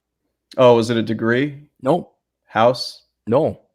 This is all women, and I'm not going to argue with it because it's true. It's the equivalent of a woman being fat. We want women to be thin. Women want men to be tall. Right. Yeah. So if he's tall, I hate to say it, that could affect his sexual market value by at least 2 points. Yeah. Could you imagine if you and I were 6'2"? How much pussy would have slayed back in the day? We would kill it, man. 6 figures. And well, your case, 6 figures. I have my house paid off. And I'm a ballroom dance instructor and a banker. Like if I went back to my days when I was ballroom dancing and a banker and almost making 6'6", probably adjusted for inflation of today. I mean, and I was 6'2". Holy fucking shit. And we still have our hair and we're in good shape. Yes, we do. We do have it. Although I'm getting a little pudgy. I'm up to 152 pounds. I stepped on the scale. It's not a lot, you know. No, I didn't have no shoes on or nothing. Usually I like to stay $145, $150. But I haven't ran or anything because of my sickness. But yeah, dude, I mean, assuming your average height, I'd say 7.5. But if you're 5'4", you're like a 5. It really doesn't matter. He's probably taller than 5'4". Yeah, no, I know, but I'm just saying if he was 5'4", he's a 5. If he's 6'2", yeah, he's a 9.5. 10, you gotta be what? One of those Tropic Down Under or Thunder from Down Under guys. Yeah. You'd have to be a Chippendale to really be that. So Chippendale. I don't know, Chris. Go ask some gals out in Scottsdale. Go to the have guys ever send you their pictures, mainly just women, when they're asking for what think? Mostly guys, yeah. No, I just had a guy today send Juan did. I think he's been on the show a couple times. Juan sent it in and it's like, guys, he sent me a side picture and he's looking up. So I got a big ass fucking chin with a beard. I'm like, Juan, how the fuck am I supposed to tell if you're a good looking guy? It's already hard enough because I'm not gay. But yeah, sometimes women do send pictures. I get more women sending, shall we say, lingerie clad pictures, like fans, than I do women who are serious about consultation and how do I improve my looks. And are these women in shape and look good in the lingerie? For the most part, they are. Yes, they do. Ooh. Yes. This is a while ago, but it hasn't happened recently. But there was a time where I was like, hey, I'm glad I'm popular. All right. Remember how you had that dating service that honestly, it benefited me. Are you ever going to get active in that again? No. No? It's a shit show. It I kinda told you is, about yeah. that. Yours went south. The hero in Florida who made national news. Oh, He's a yeah? fan, and there was a gal, and she stood him up. And after that, I'm like, look, I don't know what more you want than a 28-year-old ripped guy who's a goddamn hero, And if so the women are too flaky, I'm not wasting my time, let alone theirs. None of us going to end up in marriage. I'm not going to get my commission. It was a great idea while it happened. Operation Evil's a lot better. For what it's worth, I have no regrets about that. So I'm glad you have some good came of it. Yeah. Okay. The Bearded Nemophilist again for $5. More people should read Reconnaissance Man. Wish I had it in my 20s. Could have saved myself a world of child support payments and debt in my now late 30s. Wow, he doesn't look that old. I would have thought that Bachelor Pad Economics would have maybe helped him more from what he's saying in here, No, because Reconnaissance Man puts you in the right place with the right people. Mm-hmm. Gives you a reason to live. Your environment, I mean, it's no different than being, a plant. You take a seed and you put it in a hostile environment, it's not going to grow as much as it could. You put it in perfect conditions, it'll grow and produce great fruit. And I think humans are the same thing. I mean, imagine if I could have just been in Colorado when I was 18. Could you imagine how much more jacked and ripped I'd be? I mean, I'd just be hiking all the fucking time. My lungs would be awesome because I'd have no air at 14,000 feet. I'd be kayaking, rock climbing, hang gliding.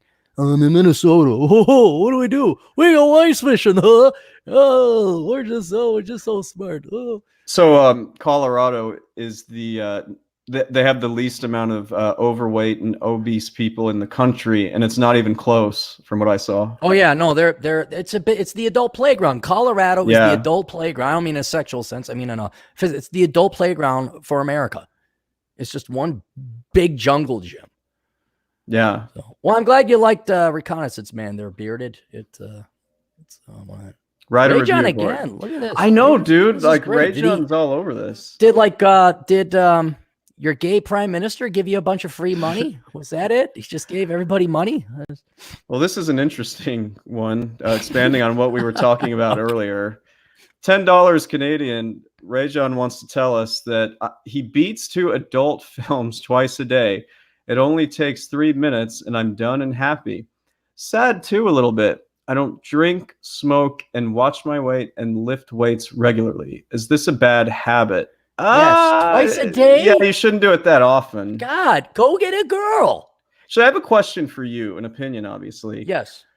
If you're not looking at porn, you're only using your imagination, yada, yada, yada, is it still harmful to do what he's doing, beat off 2 times a day? Is that too frequent? Look, I'm not saying engaging in modern day dating or courting has a positive ROI. For the most part, it doesn't. Based on the numbers and the stats I've looked at, it doesn't. And if you want to find a quality gal, it's going to take a lot of effort and time. And I completely am sympathetic with people looking and saying, yeah, you know what? I'm going to just get my degree in engineering. I'm going to pay off my house. I'm going to go hobby and then I'm going to jerk off. But it's more really just to get the poison out. That's really all it is to get the poison out. Mm-hmm. Like, it almost be a chore like eating or brushing your teeth. Tom Likas used to say that. Did he? He would say that, when you meet a woman, all you want to do is have sex with her. It's like having a Big Mac and throwing away the wrapper, It kind of, to that level. But no, as a young man, you should be going out there and asking women out. If for the most minimal of reasons, so you can sympathize and understand other men, you can understand women, at least in that capacity, and then why you don't go out at night or go to the nightclubs. No, not people aren't going to the night. It's, well, yeah, I guess you could climb, Mount Hallett in Colorado, Rocky Mountain National Park. You can either climb Mount Hallett or you could fly a drone up there. And it's not that hard because Mount Hallett's got kind of a curved, you go out away and you come back. You can almost see the parking lot where your car is, but you can't because it's too far damn down. And you can fly a drone straight up and over a little bit and you'll see Mount Hallett, or you can hike up it. And look, Ray John, you're just a pussy who doesn't want to do the work. All right. That's it. Stop fucking asking. Go away. How about this? For every time you jerk off, you have to ask a girl out. Or if you ask a girl out in person, I'd even say online now. Let's just say if you ask a girl out in person, then you're allowed to jerk off. But you're not allowed to jerk off without a commensurate debit in the column to give Chad a little bit of accounting hat tip there. Until you have asked a girl out, you can't jerk off. I think that's a perfectly fine. Well, I was going to say, like, your advice is good, but one thing I know he absolutely should stop doing, whether you're jerking off or not, don't look at the porn. Like, that's just, you got to cut that out. I think. Yeah. Brandi Love ruined all women for me. God, I mean, just now, just looking at her Google image, I almost slipped back into this habit. But no, it can't. It totally can't. You're just like never gonna, it's like renting a sports car and like, well, I'm never driving that again. It's just, kind of, because I don't know. Could you imagine? Well, I guess the millennial boys do look at porn, so they do know what a Brandi Love or all these other gals look like. And then they see the millennial girls tatted up. They got the ear gauge and Gen Zers too. Yeah, I understand why you stay at home and jerk off the porn and play video games. But by God, get the fuck out there and ask gals out anyway. And they also become too reliant on the porn to get aroused, and that'll ruin. I mean, they're not having sex with anyone anyway, but in the off chance that they do, they're not going to be able to perform. I don't know, young guy. Do you think so? Heard stories about this. Have you ever had trouble getting it up when you were a young man? When I was, hell, I was walking around with a 24/7. Right. I'm not worried about Ray John's functionality. When he hits the upper 30s, maybe 40s, then we can talk. See, but I don't know how much I believe in that erectile dysfunction. It could just be, dude, I'm sick of it. Fat wives are fat. They're not attractive anymore. But then the other thing is, take the wives out of it. Let's say you're on a date. What if you're just getting old? What if you've had sex? It's not a mystery anymore. You're not that excited. You went to Disneyland the first time as a little kid. You're just like, and then you went again when you're 10. Now as you're 40, you're like, fuck, I don't want to go there. Plus, here's the other thing. 40-year-old guys know, or even 30-year-old guys know, there's pain on the other side of that fuck. There's a price to be paid. And now your mind is doing the calculations, the cost benefit analysis. Is this worth it? And is it worth getting an 8.5-inch erection for it? And usually, got to be there in spirit, man. Yeah. I get a kick out of how your mom's like, oh, should I tune into the show? Like, no, absolutely do not. No. I don't even send the links to my parents anymore. Not mother friendly. No. All right, where were we? Nonstop Dre 360. All right. The girls in my psych class are mad that guys like longer, younger women when discussing reproductive behaviors with men regarding women. Shake my head. You mean like taller? It says longer, younger one. He probably means like in shape, skinny ones. Oh, svelte. Yeah. I was like, well, let them be mad. I mean, they're probably fat anyway. Women might as well be mad that this is not a donkey, that menopause exists and gravity exists. I don't, I guess too bad for them. It's too bad for the women there. Right.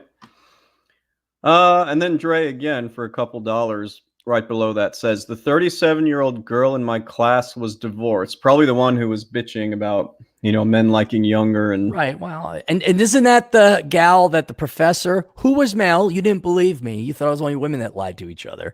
The professor told her, "Oh, 37 is not too young to get married or have kids." Whatever lie he told her. It is that same professor. I bet he's talking about. That's terrible. Well, Nonstop Dre, he's in engineering. He's not in psychology. This is the class they're forced to take. Cool. We're caught up with super chats. We're caught up. Yeah. Let's go through some sponsors here real quick. Day by Day Cartoon. I want to thank Chris Muir, and you guys can thank him too by going to his website, daybydaycartoon.com. It's the longest running conservative libertarian comic book webcomic online. While you do this, I'll be right back. Okay. Chris helped me out when I had my health problems, and he's one of the few guys I really look up to as a mentor. Older guy too.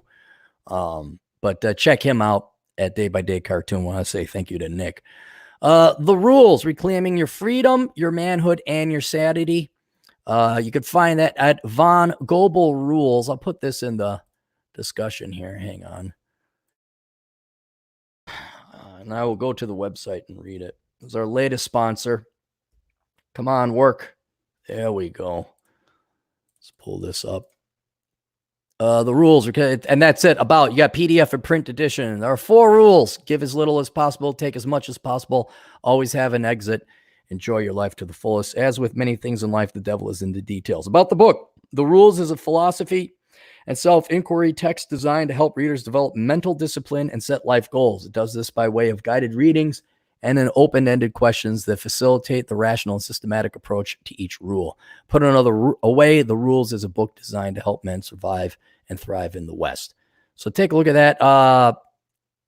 Don't want to go into too much detail, but take a look at that. Links. Does he have the links to his YouTube's author books? Oh, it's on Goodreads as well. But take a look at that. Von Goebel Rules, VONGOBLERULES.com. Take a look at that. Reclaiming your freedom, your manhood, and your sanity. What else? MGTOW's Guide to Retiring on $200,000 in Southeast Asia. You go to MGTOWbooks.com. Use the promo code Aaron to get 10% off. And it's precisely that. It's basically a guide if you want to live down in Southeast Asia. Here's how you accrue $200,000. You have residual income. You can live off of that residual income. And there's a lot more to it, like, where to get health care, what towns to live in, how to find housing, how to even own property, even though it's illegal. There's ways around that legally, of course. But take a look at that. As always, I strongly recommend you actually go and visit Southeast Asia before you go there and, oh yeah, I'm just going to move here without sight unseen. You ever know anyone to get a mail order bride from Russia or Ukraine? Actually, I have a client that basically got one from Vietnam, and it's not pretty. He's being taken for a ride. Did he meet her first? No, he did not. I asked him all about it, and it's the amount of money he's sending back to, her family in Vietnam. Oh yeah, that's huge. Philippines. I did. Yeah. No. Divorced guy, older. Like, I can't endorse something like that. No, I can't either. So I'm not just like, oh yeah, the solution to look. No. First, hit the gym. Then try to date here so you'll appreciate it even more. Also, get your skills up here dating so you can learn about the subterfuge and the strategy and know when you're being hoodwinked. Then go and date foreigners. And if you're going to go date foreigners, you date them there. You don't bring them back here. Right. They'll get corrupted if you bring them back here, won't they? Well, there's that, but I have a buddy. He's on his 4th mail order bride. What? Oh, yeah. It gets to the point he doesn't want to put in the work. He doesn't want to work out. He doesn't. And he just wants to pay to have hot pussy. So it's like, okay, huh? Oh, I was just asking if he's older. Yeah, he's 60 now. But it doesn't matter. It's like, just look, go get a prostitute. It's cheaper. It's less painful. You don't give. He's lost half his assets every time they come here. The day after they get their green card, they divorce his ass. And it's like, I don't know what price do you want to pay for laziness? Yeah, there's a Netflix movie about this, and it's eye-opening. It's really sad when you see what these guys are doing. Is it a documentary or is it? It's a documentary, but it involves like a real life kind of trip. They go with the guys to Ukraine and watch them interact with these women. I'm not going to give away the ending, but the ending just destroyed me. It's really bad. Really bad. It's been a depressing enough podcast today. Yeah. We need to be more uplifting, damn it. Dude, I'm so happy I'm going to Vegas and I'm doing my nice long ass road trip. I'm going to have my cigars and I'm going to listen to podcasts. I'm going to write. I'm excited. Huh? Oh, I'm going to say I was excited to go to California this weekend too. Yeah. I mean, if you get bored, come up to Vegas. We'll probably be there for at least a day or two. Can I get your opinion on something? Yes. I'm trying to be the coolest uncle in the world, obviously. And Yeah. my 2-year-old nephew is like, I guess my sister or maybe my brother-in-law got him into Star Wars. He loves right. R2D2, right? All right. Look at Okay. what I found at Target. Tell me, is this not the coolest like backpack Oh, gift? Yeah. oh my goodness. I'm Well, giving you an 11 out of 10 for yeah, uncling. that was That is so I got uncling the right right there. Look thing. at that. Wait, where Yeah. does he go? He's 2. Where does he go to school? I mean, he still goes to daycare, but my sister like takes him on weekend trips and everything. Sure. So it's like, sorry, he loves R2D2. So I picked this up. What is he, a young 2-year-old or an old 2-year-old? Middle 2 year? I mean, how many months, I guess, is a better question. He actually turns 2 in a month. Oh, so he's still a little, so he can walk. Can he talk? Yeah. Sure. Can he? Okay. He's All pretty right. much able to talk. Yeah. All right. All right. Yeah. Well, I don't know. How do you beat that? I think you're doing just fine. I think so too. I cleared it with my sister, and even she gave me compliments. So hey. Now listen, okay, you got to do this, okay, because you're single.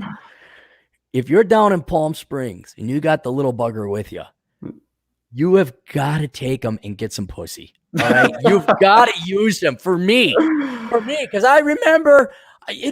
Don't ask me how, it just happens. Okay, you just walk with the kid and women out of nowhere, and you say, "No, I'm his uncle," and you can hear the gushing sound of them getting so wet.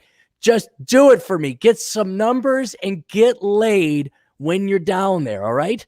Now it is a family reunion, and I'll be surrounded by my cousins. But No. You get the kid. You go run an errand. Listen to me. I got it. No, you're right. I mean, I do have my own room, so I'll Fuck. Look. Oh my God, we're running out of rum. Will someone go to the grocery store and get some rum? What do you do, Chad? I'll do it. How about we take little one for a walk? Let's take little one. Oh, one of them even has a puppy, so I'll walk the puppy and have my nephew. You get a puppy and a nephew? Oh, dude, you just fuck. And all you gotta do is find out. Go to a park. Go where there's like lots of gals. Yeah. And then just like, oh no, and you got to get your lines. Like, oh, I'm here for a family reunion. Yeah, I'm out of town. Don't really know much about the place. Anything. I'm gonna get tired of hanging out with families. So if you got a recommendation for something to do, bam, right there. Hey, it's worth a shot. I'll do it. Worth a shot. I bet you you're gonna get. I bet you could get laid twice in a day. If you play your cards right, you could get laid twice a day. How long are you there? 4 days. Now, somebody over the weekend, well, here's the thing. Somebody over the weekend told me this. I don't know if it's true. They said that Palm Springs has a lot of the following 2 people: gay people and old people. Yes, it's a retirement community. Yeah. I think what is it? Riverside? Hang on. Let me take a look at Palm Springs. If I know my Los Angeles geography. I think it's an hour and a half from LA, but I'm not sure. Yeah, it's outside of LA. It's kind of towards this. And I'm flying in there, like they have their own airport. Yeah. It's by the Salton Sea. I did some motorcycle riding out in that area. And there's Palm Springs. Yeah, there's 10. Okay. I'm pretty sure. Yep, there's the Salton Sea. Mm-hmm. Yeah, if you head in towards Riverside and San Bernardino, you just make it on the other side of the mountains.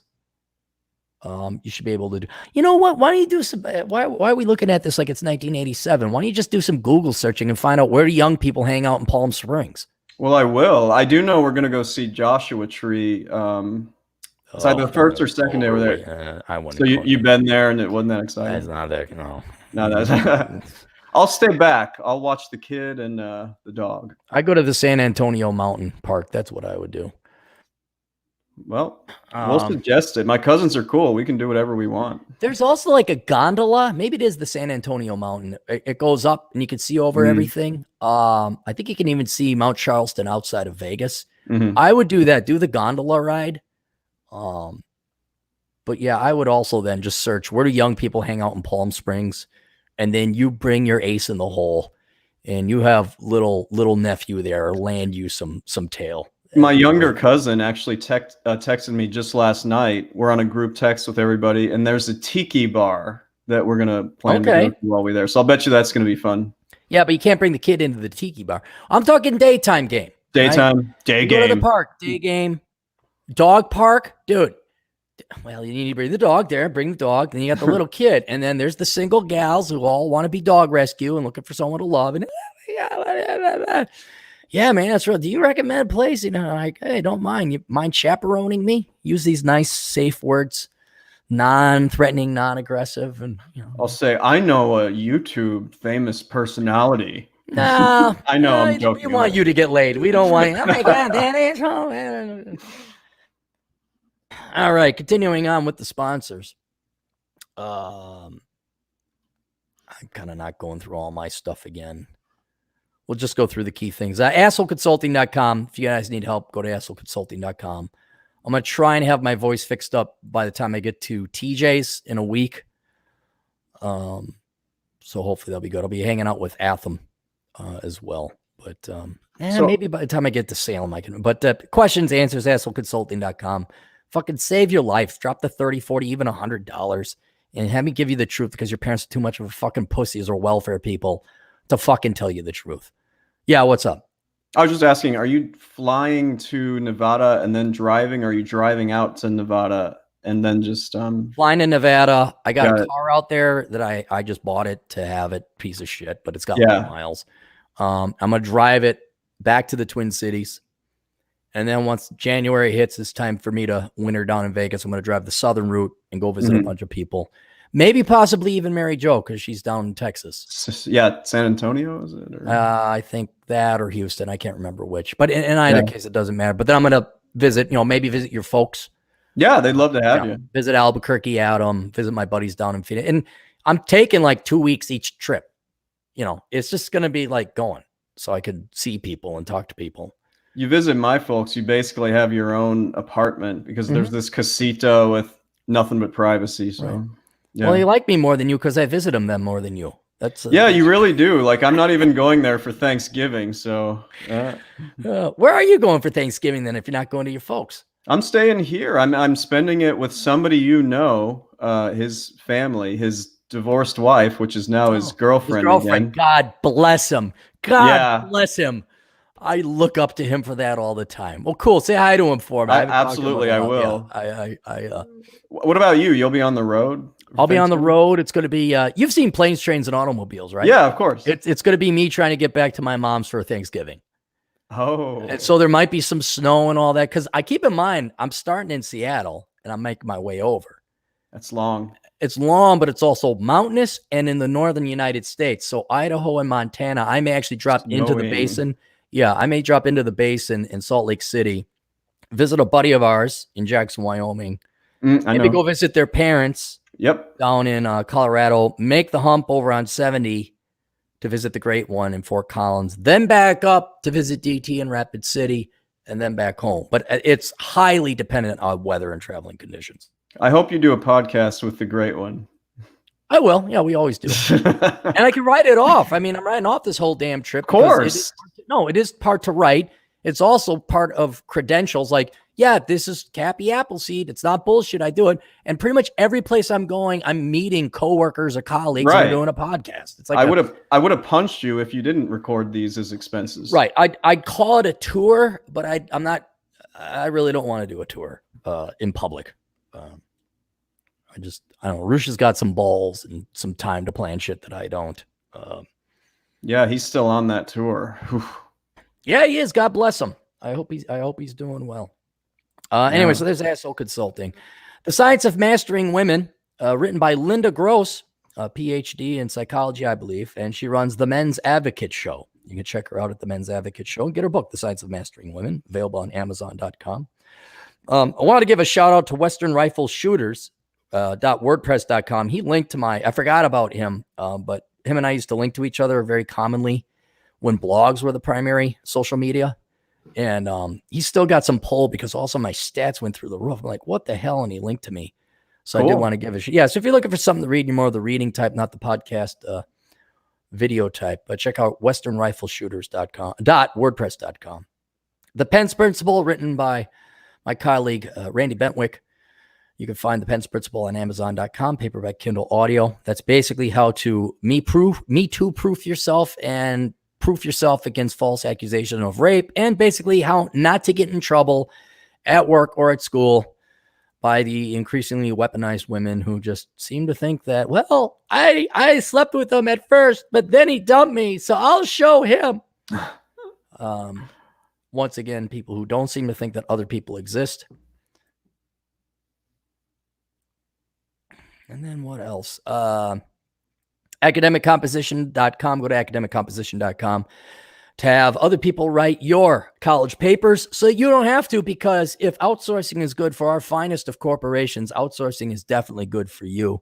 Why write an article or a paper on Marxism, feminism, and socialism when you could just pay somebody to do it for you, and you can focus on chasing girls or your real degree, whatever that might happen to be. So go to academiccomposition.com. Talk to Alex. Let him know the captain sent you. We got my books. You can go to Amazon, search Aaron Clary. Check out my books. They're all of benefit to you. I'm not going to go through them now because my voice is going.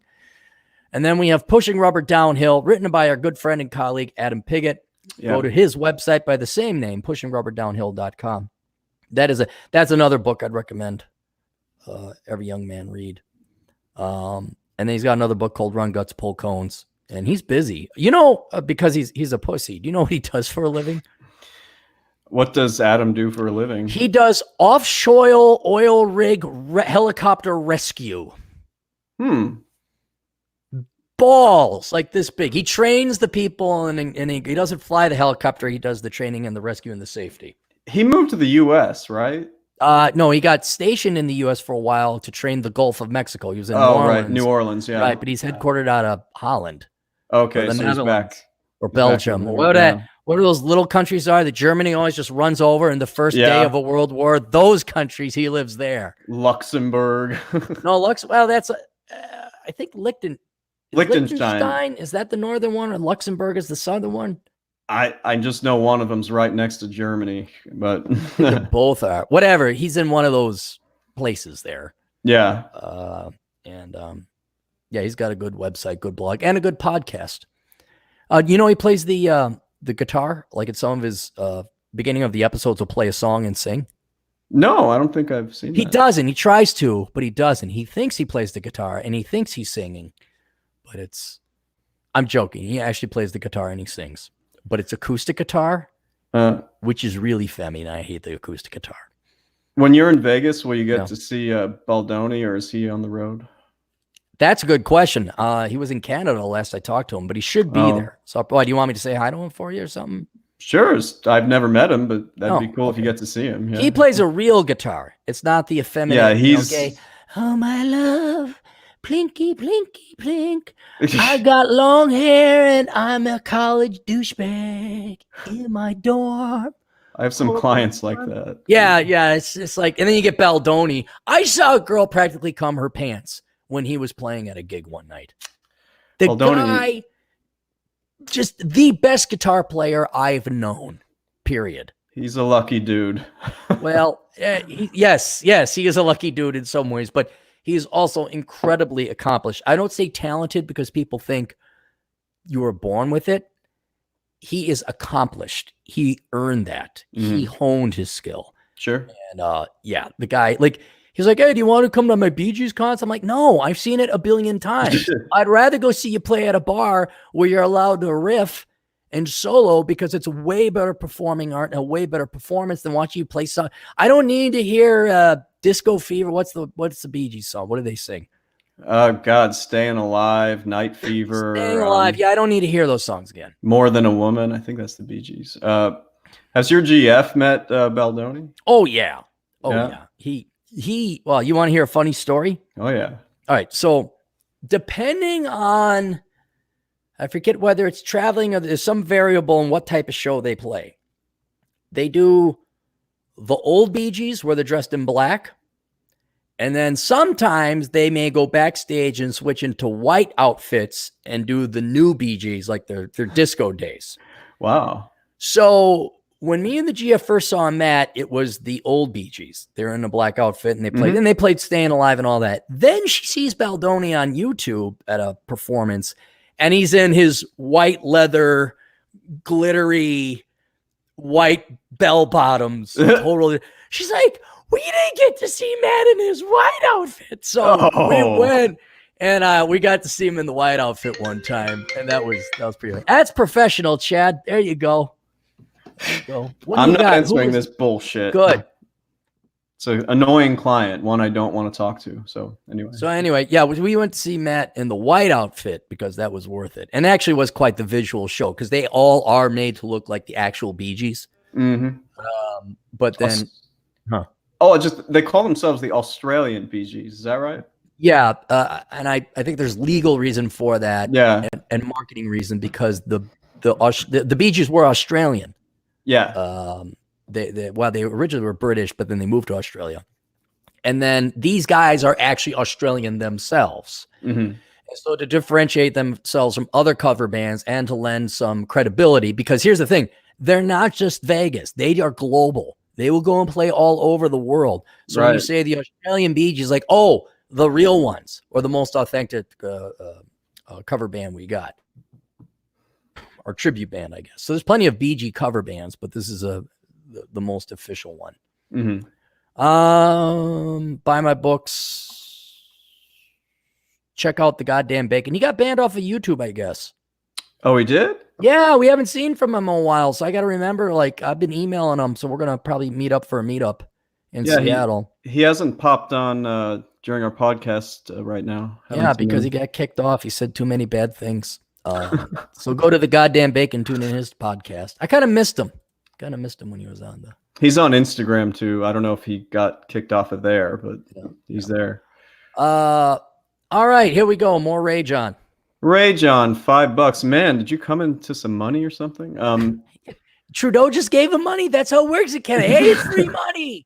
Rich Cooper made a lot of money. Rich, we're taking 65% and giving it to Ray John because fuck you. That's why. Socialized healthcare. You'll see a doctor in a month. Okay. I hate being horny as a dog. It ruins my everyday focus, and adult films usually fixes it. He's younger. He's young, right? You're supposed to be horny as a dog when Yeah. you're younger. And if you're a real man, you channel that towards what? Everybody go look outside. Everybody go look outside now. You know what that was built off of? Horniness. Men wanted to get laid, so we built and invented fucking everything so we could access vagina. And not only did we build everything, we destroyed it, rebuilt it, destroyed it again, and rebuilt it through wars. That's how powerful your horniness is. Now, you can either build shit with it or you can jerk off the porn. I don't care which. One has production, legacy, value, and honor in it. The other is just you're weak. All right. All right. So Nonstop Dre, $3.60 for $2. Cappy Tithes. Yeah, I was it's like Cappy Titties. No, Cappy Tithes. Titties. Tithes means you're supposed to donate 10% of your income to the church. Yeah. Church of Cappy. Yes. All righty. Well, Smooth Jammin' for He's been $3. around before. He has. How often should one go to the barber shop monthly? How often do you get your hair cut? GF cuts my hair because I'm cheap. He does? Yeah. Oh, I've saved thousands of dollars. Yeah. I don't know. It really depends on the hair you want. Inevitably, you got to trim. Yeah, trim the back. I get my haircuts for free because it's a client and we just barter that way.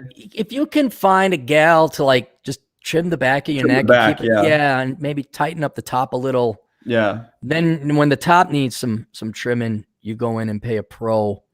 You could save some money. It's also a cute way, like if you're, a single guy, although that might come off as creepy, but I think it's an in. But it happened to me in the dorms and when I was single, like, can you just get the back of this? Because I don't want to go and try, I'll give you $5 or something. Like, I'll buy you dinner, which is more expensive than a haircut, but it's a way. But I'll say this, if you got a good barbershop and it's like my cigar lounge, you've watched Andy Griffith, right?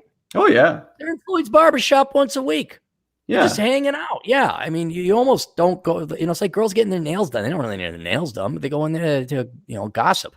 Well, you've seen Coming to America, right? When it came out in the theaters a long time ago. Well, Eddie Murphy, we're talking the 80s then? Yeah, and Eddie Murphy, he was the prince and everything, and he kept hanging out at that barber shop where he played all the characters, and it was just them like shooting. They were there just to shoot the shit. Yeah. Look, I ever tell you about the time I went to a black barber shop in Vegas? In Vegas, no. Yeah. No, it's called House of Shades. It's over on Sahara and Durango, I think. And if you happen to be in the area, go to the House of Shades. So I go there because it's like, haircut near me. GF is not there. I need a haircut. It's her birthday. So I was like, going to clean up, look good for her. Oh, how's the shade? I'll go there. So I walk in, all black barbershop, like right out of the movie. And it's all black. And I'm like, yeah, okay, whatever. Did the record stop? Like when I like. No. They were fine with Whitey walking in. There was no problems. So I sit there, I wait my turn, and then the guy comes in and he's, oh, you didn't act. I'm like, okay. And I had an experience where they're not there to cut your hair. They'll cut your hair. They will do that. You're there to talk. It's like the bartender. The bartender's going to pour you a drink, but you're there to talk and socialize. And these guys, they all know each other. They're going back. It's like a cigar lounge, It's like your neighborhood bar. I guess the brothers just happen to have a penchant towards barbershops. So it took an hour to cut this hair. But we're just doing this and that, and it's like $10. I'm like, how do you make money? But the best part, what the best part was? The conversation. Well, the conversation was good, but the guy cutting my hair, his mom came in because he forgot to pick up the kid, or he fucked up something fierce, and mom came in and reamed him out in front of everybody, and everybody was giving him shit. They were laughing their asses off while she was there, and then she was pissed. She steamed out. Oh my God. They just were relentless. They just wouldn't let it go. I mean, it's like, hey, your mom came in.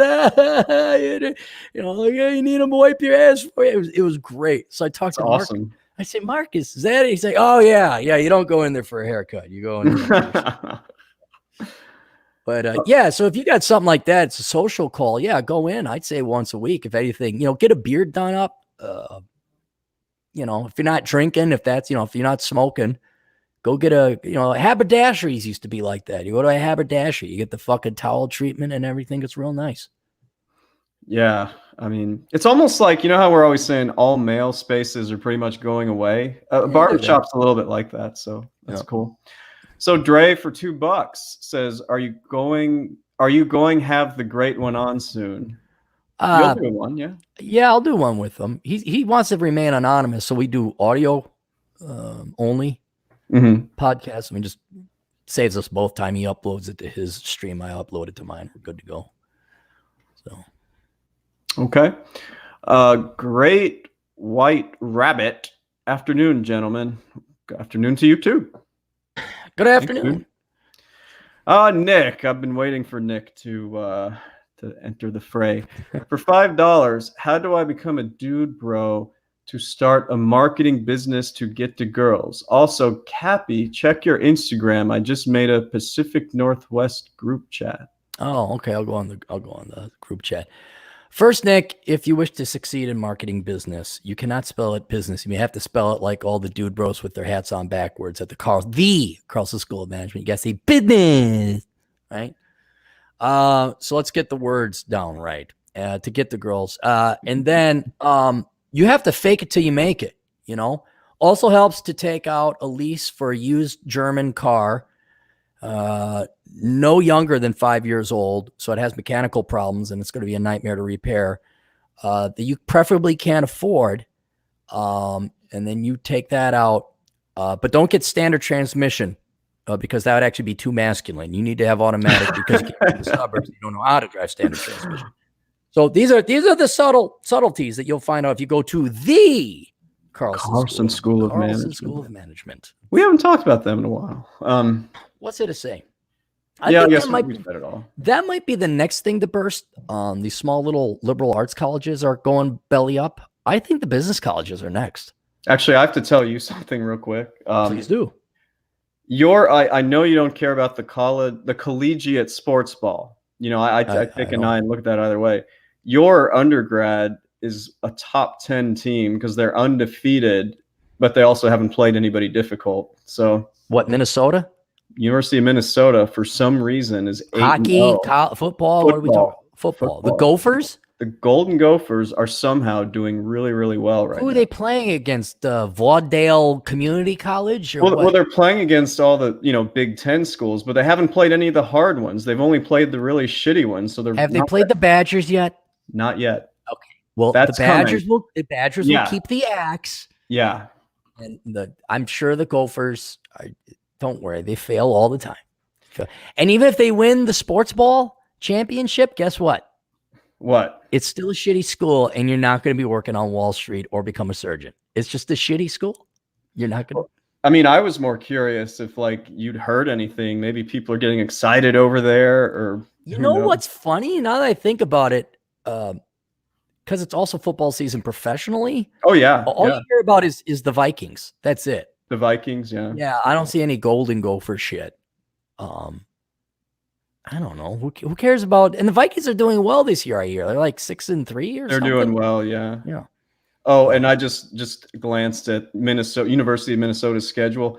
They're gonna get fucked up this Saturday. This is when they lose. Like they're gonna get Michigan. Who are they going up against? Penn State, who's ranked number 5 Out of 25. Like they're a top 5 team. Okay. Penn State. Why do they call it the Big Ten then? Oh, I'm sorry. You meant in the Big Ten. Penn State is either the best or second best team in the Big Ten. So when we have the sports ball, it's not just 10 teams playing against each other. It's 25 teams. Well, no, they play the 10 teams in their conference, but they also get to play 2 or 3 teams out of conference just to make things interesting. Like all the college teams do that. How many teams total in the collegiate sports ball? 120, I think, in Division I. And the Big Ten is just the 10 largest colleges in that 100-odd They actually franchise? They actually have 14 members now because they expanded, but they still call it the Big Ten. So it's kind of idiotic. But Minnesota plays all of them. I mean, you know these schools: Wisconsin, Indiana, Ohio. Yeah, no, I saw it on. State. Yeah, but I just you could just think of the largest colleges. That's about it. Yeah, it's basically the largest colleges in the Midwest. Because I thought it was only 10 sports ball teams going against each other, and then like the SEC conference was not Big Ten; it was something else, or the other sports ball team. Okay, all right. Yeah. So, well, point being, they're going to lose this weekend. So if you're hearing about it, you won't anymore. Will they? Can they win the champion? Is there a Big Ten championship or the sports ball championship? There is, and if the Gophers go undefeated, there's a decent chance they'll be in it. But the odds of that have to be 1 in 1,000 because they're about to play some really hard opponents. So they have to be undefeated to get into this championship? Yes. Oh. So how many people make it into the championship every year? Like 3, 4? How many undefeated? 4. It's 4, and then they play against each other, and then whoever comes out on top is the champ. Oh yeah, Minnesota's not going to go undefeated. No chance. I was just looking at their schedule now. It ain't happening. Yep. So well, you know what's good? At least all the sports ball University of Minnesota students who vote to take all my money are going to be crushed and debilitated and sad and pissed off. I had wondered if that trickled down to you when you were out, But anyway, no. Here, so nonstop Dre. There we go. Where did we leave off? Nick asked a question. So now nonstop Dre. Here's more money for saving me future money. Thanks. Awesome. Thanks, nonstop Dre. How much time you got? I got plenty of time. Let me take another break, gargle a little bit. Yeah, me too. I got some articles here I'd like to go through. We'll take a break when we get back. Sure. I'll be right back. All right.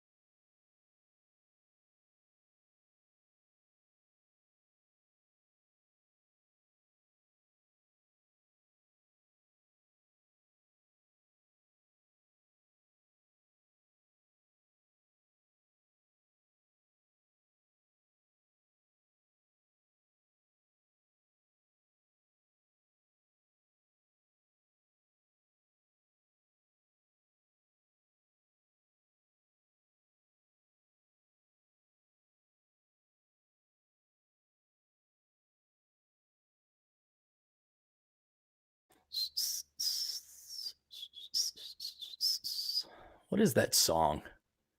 It's the Happiness Hour with. Hang on. Let me see if I can find it. Oh no, we get a copyright strike in us in half a second. What am I thinking? Ba ba ba ya da da da ya da da da da da ya da da ba da da da da da da. Cha cha cha, ya da da da da da da da, cha cha cha. You know the name of the? Do you know the name of the song? Let me get this closer. Do you know the name of the song for the Dennis Prager Happy Hour? I don't think I do. What is it? I can sing it, but it's pretty bad if I sing it. There's no lyrics, and I was gonna pull it up, but we'd immediately get a strike against us. If we like play any live music that's licensed, even if it's just for like 5 or 10 seconds, that can get you a strike? What is YouTube in its human equivalent form? Oh, yeah. Let's go over it again for the listening audience. What is YouTube in a human equivalent form?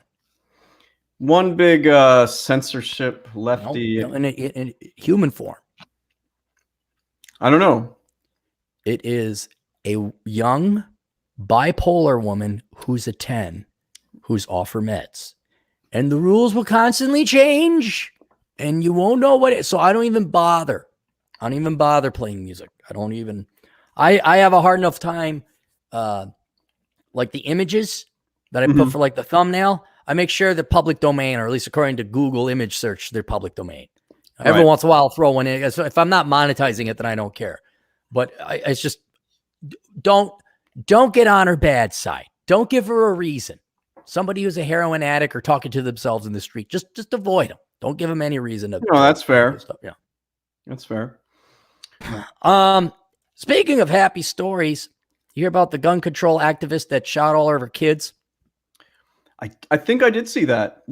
Was this in the last few days? This is a couple days. Mother in Texas was found dead alongside her 3 children on Friday. Thank God she killed herself. I did see that. Triple murder suicide. Ashley Azani. How old do you want to think she is there, Chad? I'm going to say 30s. Early 30s. Upper or lower? I think early 30s. I think upper. Is it upper? It's upper. It's upper. She had. Do you want to guess anything else about it? Did you read through it or no? I just vaguely heard it like on the news or saw a headline or something. I'm going to guess she was overweight. That's a fair question. Okay. I'm going to guess that she was on the government dole somehow. That's another. She was a leftist. Yeah, you did say possible. Texas. So, I mean, you can always assume there's somebody like that down there. Right. Let's see. What else needs to be said? Do you think the father was available for comment? No, the father was not available for comment because she recently got divorced twice. 39 was known to have been battling depression and anxiety in addition to physical ailments such as arthritis and lupus at the time of death, which was ruled as a suicide by self-inflicted gunshot wound. Her 3 children, Parrish, 11, Eleanor, 9, and Lincoln, 7. Why do you got to kill your kids? It's disgusting. Can you just let them go? And you want to talk about, like, you know why she killed her kids? Why? So the dad couldn't have them. That's why. God. Snuff that, this solipsism. Today's word, Pee Wee Herman, today's word is solipsism. Self-centeredness. It's worse than that. It's like you're the only person alive. It's not you're the only person that matters. It's you're the only person really here. So nothing else matters. So, oh no, I'm going to stick it to that ras bastard, which is always admitting somebody else admits, because you can't hate someone that much if you don't acknowledge that they truly exist. Right. So I hate him so much. I mean, it's even debatable whether she loved her kids. I hate that guy so much it outranks my love for my children, assuming I liked them in the first place. Jeez. It's terrible, dude. But single moms are brave and courageous, and they're just as good as nuclear families. One of the biggest red flags imaginable for me is, okay, you have a single mom, she had a kid, whatever, she's a single mom.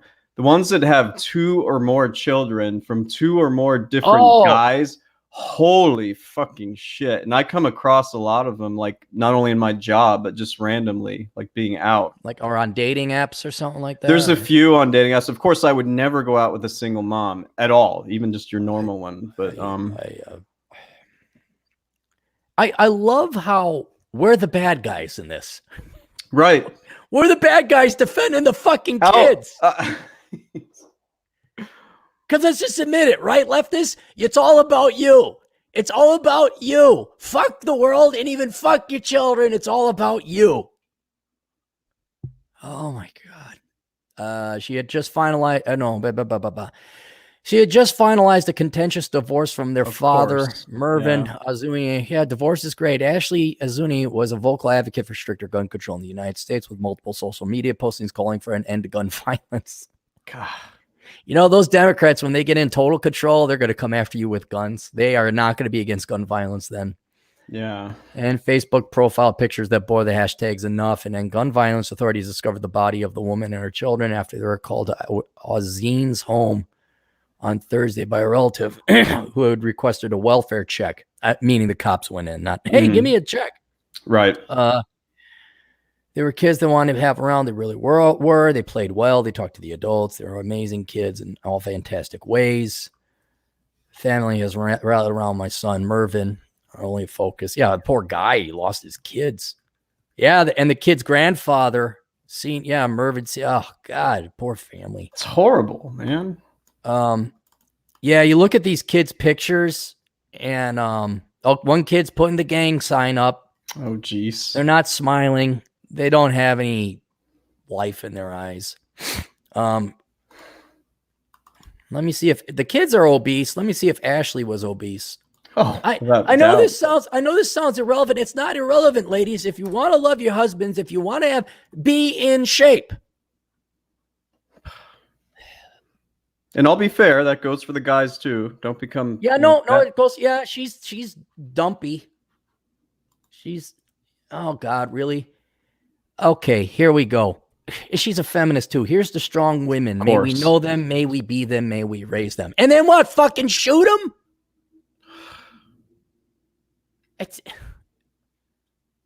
Ladies, here's the poor guy. There's the poor husband.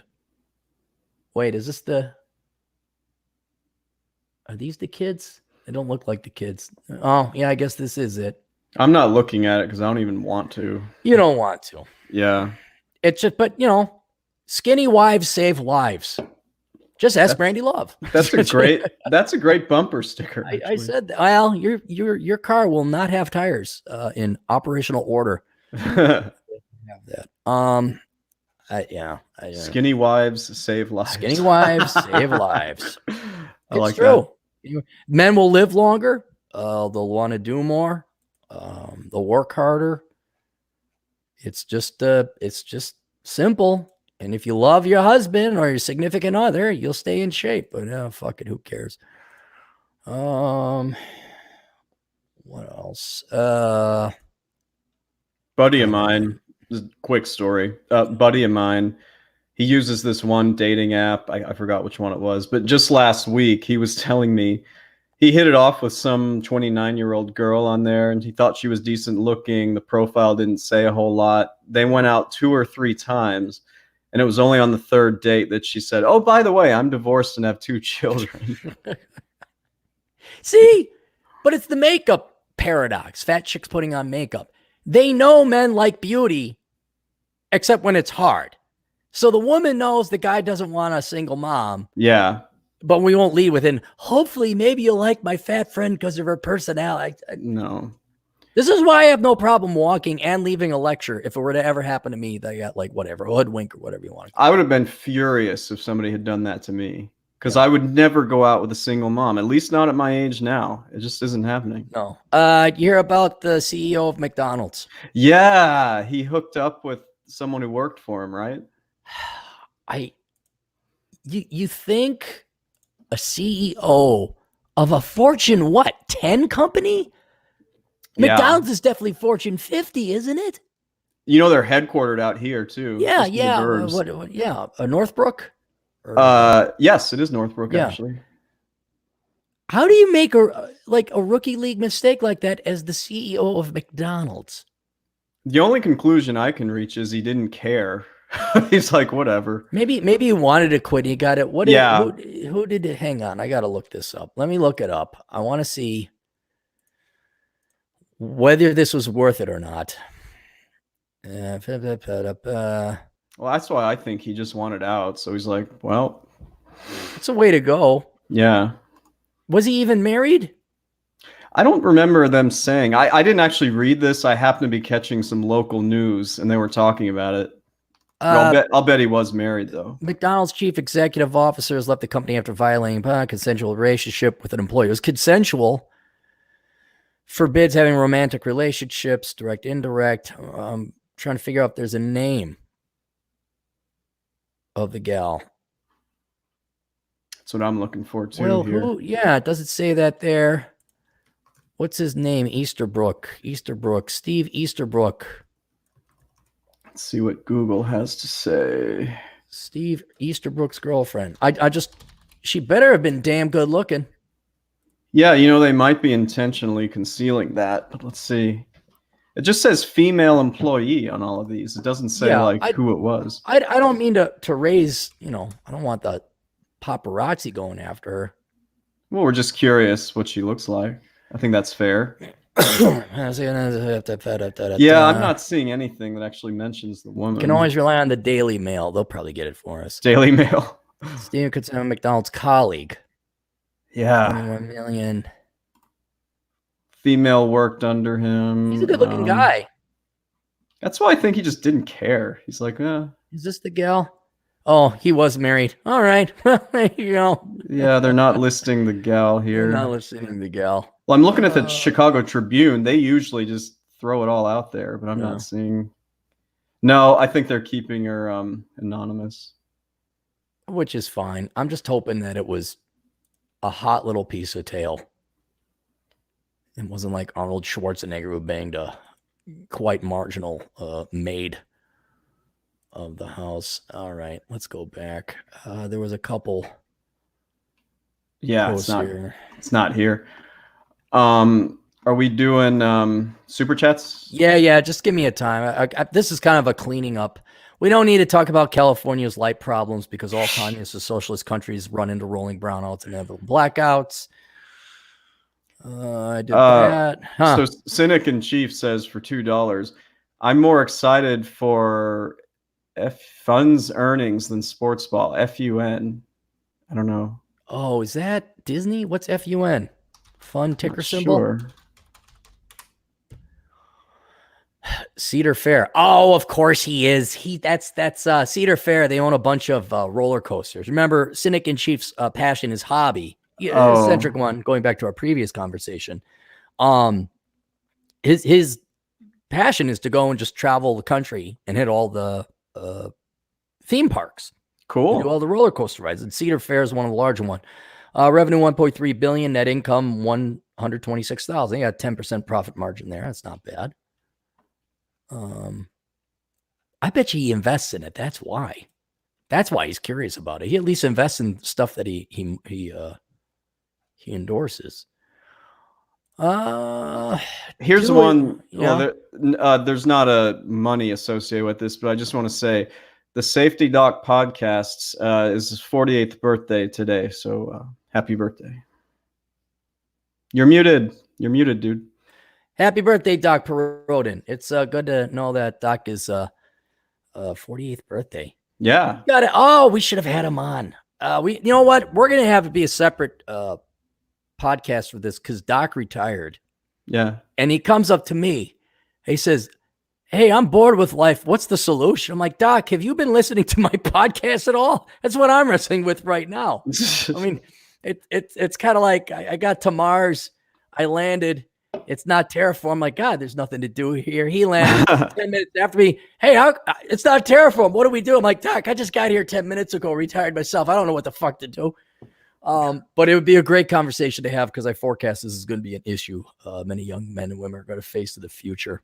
But happy birthday to Doc, 48 years old. You know, he biked 100 miles like 5 or 6 times this summer. Yeah, he did a bunch of centuries. Wow. He's in great shape. Where does he live? Is it Wisconsin? He lives in Wisconsin. Wisconsin, right? Yeah. Yeah. And we were supposed to have a retirement party that we were invited to, and we are going to go golf, but then he got pulled back into some consulting work at an egregious fee. It's the only way to live your life. My God, Doc, you keep going. Because I got news for you. If I was paid that much, I'd be like, yeah, maybe I'd work a little bit. Maybe I'd work. Well, we got Rage On again for $5. This is a very similar question he's already asked. He doesn't want he wants us to tell him what he wants to hear. He's acting like a woman now. That's what he's acting like. How many hours of video games a day is acceptable? I log in 3 hours a day, 8 hours on Sundays when I'm off of work. Is this bad? 3 hours a day? 3 hours a day and an entire day gone on Sunday? Yes. Yeah, you should be doing something outside more. I mean, I know it's going to get cold. No, Ray John, it's great. It's great you're doing that and not improving yourself with what is essentially a part-time job. I think you should watch and jerk off to more porn, play more video games, because that's how people get ahead in life. I hear women are into guys who play video games. We could take women out of this. The opportunity cost alone of what he could do starting a business. Hell, just reading philosophical works or podcasting and going for hikes. Just reading, period. Reading, period. I don't agree with reading. Reading is dumb. You sit there, you can't do anything else. But you could take in audiobooks. He is passing up so much in terms of self-improvement and being a quality man. And this has nothing to do with women. This is just asexual. It has nothing to do with women. I don't know how many times you want us to tell you that you should stop being a loser, Ray John. Yeah, I mean, I feel bad. We're taking all his money like this, but jeez. Okay. Dre for $2. Yes. College. Yet. College teaches toxic masculinity. Shake my head. LOL. Well, I think he was referring to how the professors are lying to the 37-year-old woman. Oh, yeah. In his class. Yeah. Colleges promote their financial incentives. That's what they tell them what they want to hear. Sell them at $500. Have you looked at tuition prices recently? I periodically check my MBA. You know, I got the MBA at Notre Dame. Yeah. Sometimes I just look and I've noticed it's up like almost 50%, well, 40% since I went there. So I check that one, the tuition. I went to the U of M's website and I didn't misread it. It was $500 a credit. And I'm like, is that a fucking typo? What it used to be. Well, see, now I'm wondering, do they have the same credit system as other schools? Are they a quarter system, or they're on a trimester? At least when I went on a trimester. So there could be an exchange rate issue. Yeah, I think that's it. But I was like, $500 a credit? Fuck you. You're a bunch of igloos in the Great White North. Fuck that shit. Cynic in Chief $2. Ban assault activists. What's an assault activist? That'd be Antifa. People that hit you with bike locks, throw acid in your face, give you a concrete milkshake.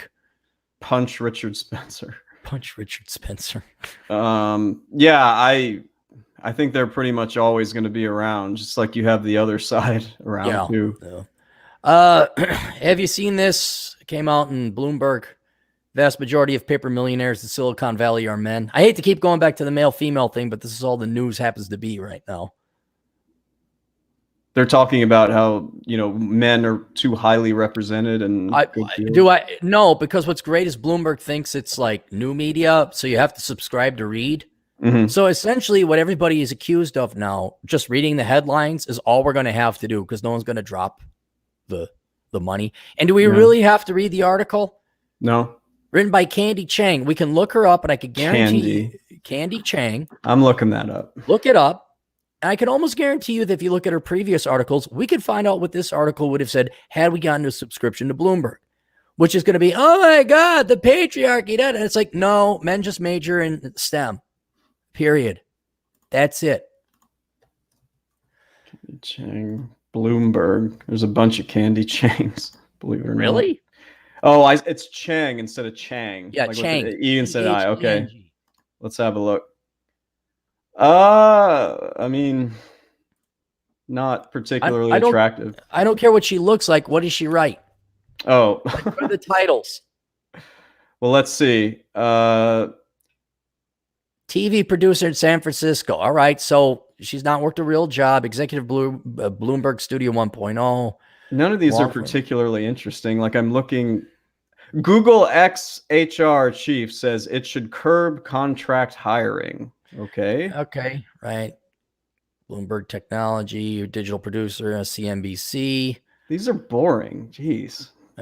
News trainee, news intern, digital masters. Oh my God.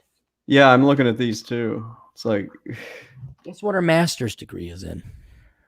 I'm gonna say women's studies, gender studies, something like that. Digital media.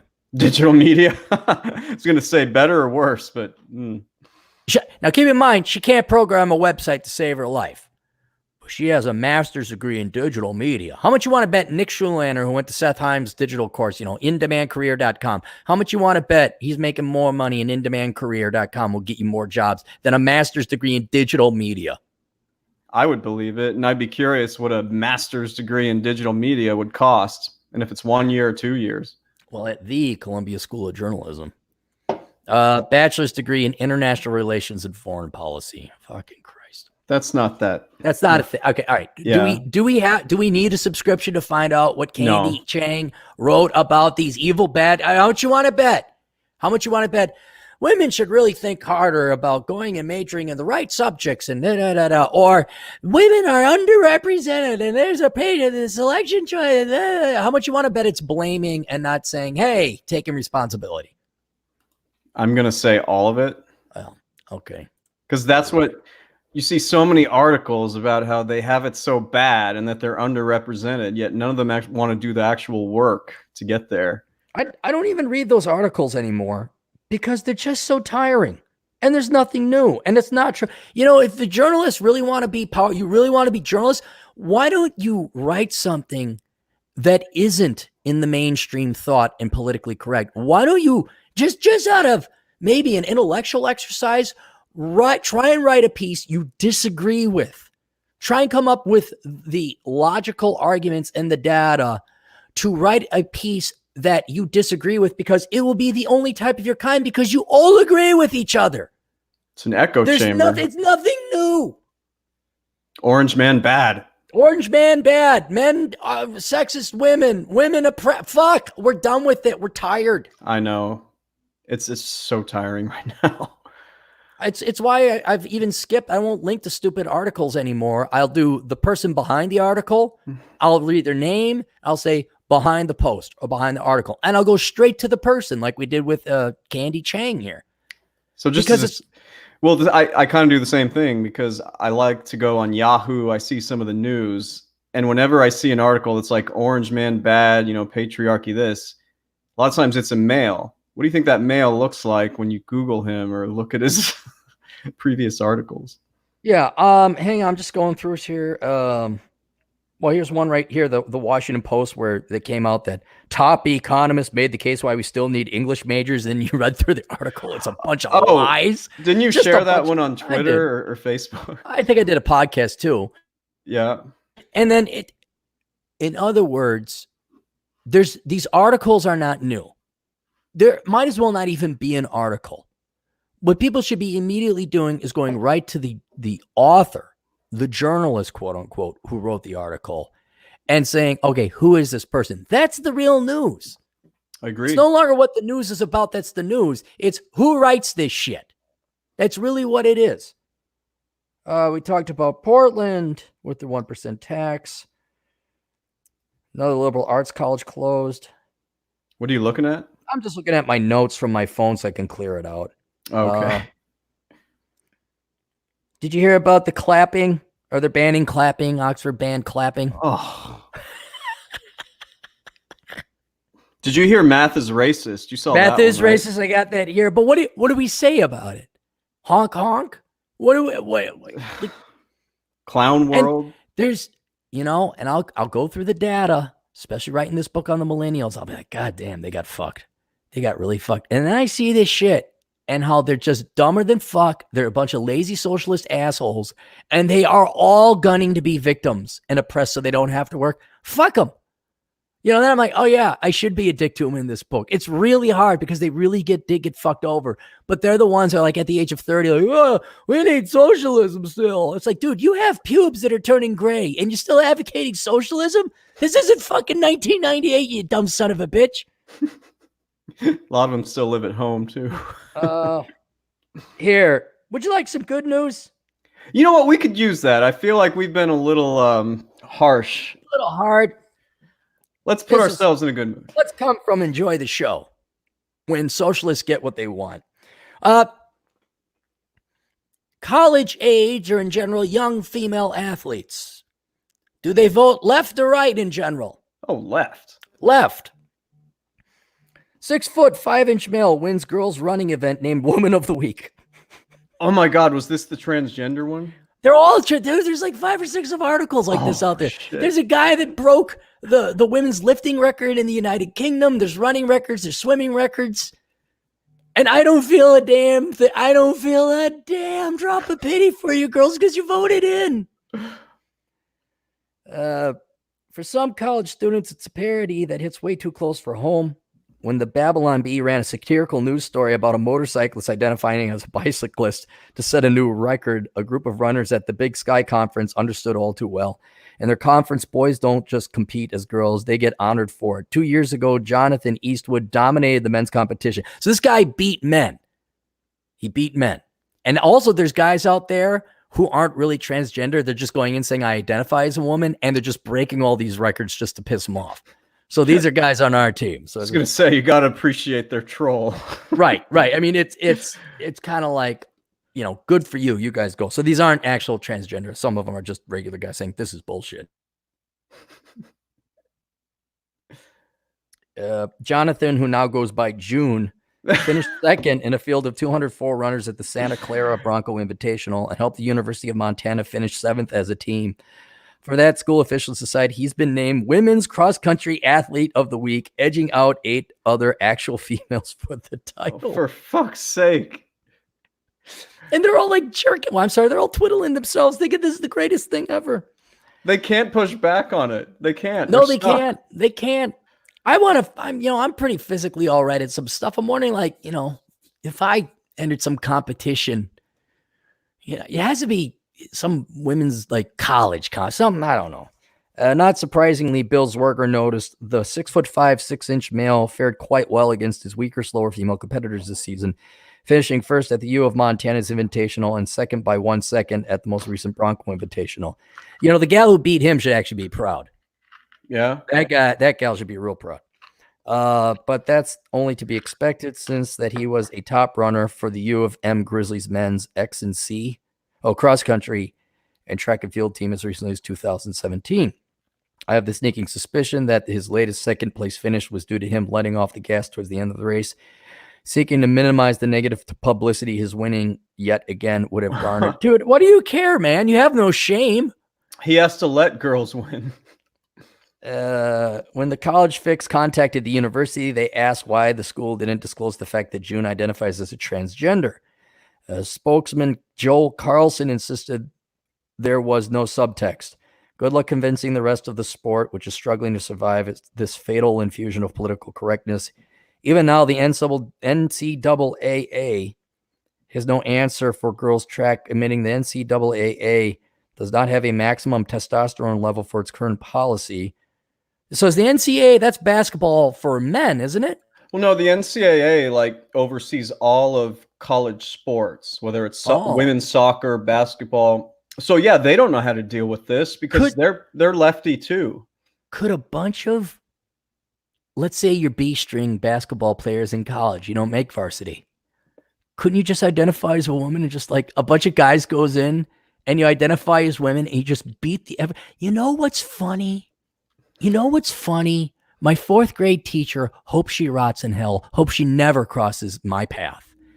Back when we were in the 4th grade, we would play guys would play basketball, girls would play basketball. We didn't want girls on our team because the girls couldn't play basketball.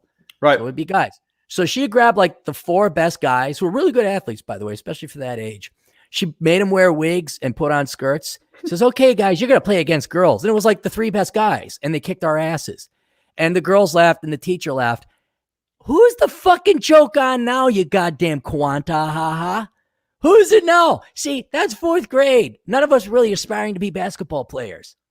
But these gals, they put their fucking life into it. And now it's come back full circle. Now you do have guys who actually claim they're women and they're winning. And here's the other thing. The sanctifying agencies, the approving agencies, the authorities are awarding it to men. Fuck you, feminism. Fuck you, Mrs. Quanta. Hope I run into you someday. Hope you have cancer. I think we're entering like a situation like more and more of this is going to pop up, and then people are just going to burn the whole thing down. No ramifications. What the fuck, Right. man? What if you could get scholarship money? You know, these scholarships are just as rubber spined. They're not going to that. say, dude, you should go get scholarship money. Be the best female athlete. Get the scholarship money. They're doing that, man. Like are they? Yeah. There's. I mean, do we call them guys? I don't even know what to call. They're guys. Guys They're who guys. identify as women are winning high school events and being offered scholarships. In the context of this conversation, because it's their physique and their biology, and I'm going to say their chromosomes, it's guys. Yeah. These are genetic men. Now, if a guy comes up to me and, I really prefer to be called her, and it's like, well, you better play the fucking part, pal. I'm not going to call you a her when you got some ratty ass wig and you got a beard bigger than a lumberjack on. And so, because I'm all for the individual. Fine, whatever, dude. You want to do that to your genitals? I don't care. I really don't. But don't ask me to fucking. Come on, meet me halfway. At least convince me or fool me into thinking you're a woman. All right, but you come up there, like, no, I'm not going to call you ma'am. Meantime, women's high school and college programs are desperately trying to cope as girls lose more races, team eligibility, and scholarships to biological men. You're right. Told you. Girls like Selena Soul have been adamant that they just want a fair shot. No, Selena, did you vote Democrat? Did you vote Democrat? Did you go on that protest to protest that things those evil Western civilization white males laid down as law some time ago? Oh, consequences have been added, but that's virtually impossible now, she says. In an unlevel playing field, and her complaint to the Department of Education. Why is education in on this? Because it's school? Yeah, I think they have some say in some of these like scholarships and shit like that. She argues that women's sports can't compete in an age when biological men can line up and take her trophies. Vote Republican or just don't vote at all. Then you won't get slam dunk by a man portraying a woman who's 7 feet tall. Is there anything more exhilarating than watching these people get caught in their own like snare? I love it. I love it. It's called Enjoy the Show, man. I'm enjoying the show. I'm really enjoying watching the Gen X spinsters. I'm really enjoying the millennials suffer with their worthless degrees. I'm enjoying powerful, strong career women have destroyed families and children that don't love them. I enjoy watching this political correctness insanity is what it is. Destroy, not necessarily female sports. It's not like I feel bad for the women, but you voted for it. I love it though. I love it. The competition board allows boys to race against girls even without undergoing any sort of hormone therapy. Olympians like Sharon Davies are furious that the standards are so low that men could compete against women. No, it's so high, dear. It's so high. We're dominant. We're so good. We are the best women. Wasn't a guy the woman of the year on Time? Yes, it was. Yeah, man, we're so good at being women. We're even better at being women than women. Men are just amazing fucking creatures. What is Bruce Jenner? Caitlyn Jenner? Is that what it's called? It was Bruce Jenner. Bruce Jenner and Caitlyn, yeah. Yet the women, the doody doo, dooby doo. I don't have to. It's enjoy the show time. Enjoy the show. That was pretty uplifting, man, because I mean, they're doing it to themselves. I do feel a little bit better now. You girls voted that in. Go fuck yourselves. There you go. We tried to warn you. You slept with the bad boy and then he left you. Go fuck yourselves. Let's go through. Yeah, Nonstop Dre, a 360 for $2. Tell me what to do with my life. Joking, LOL. Don't become a college professor. Yeah, unless you skip one. Nope. I did skip one. Here's the next one. one of the officers I had in the Marines had a bachelor's degree in entrepreneurship, probably part of the business school. That's why he's in the Marines. Couldn't find a job. Yeah. That's the most, you know why that's the most contradictory degree ever? Because you can only learn by doing something. No. Why? It's not a bad degree. It's the most contradictory degree ever. Why does it make the opposite of sense to get a degree in entrepreneurship? Because you've wasted time. What is it? If you want to become an entrepreneur, are you going to have an employer? Oh, no. Mm-mm. So why are you getting a degree? That's why the whole point of self-employment is you don't have a boss, so you're not applying for a job. So you don't need a fucking degree. And they don't actually teach you. I had to take an entrepreneurship class as part of my MBA. You don't actually learn a whole hell of a lot about running your own business in that.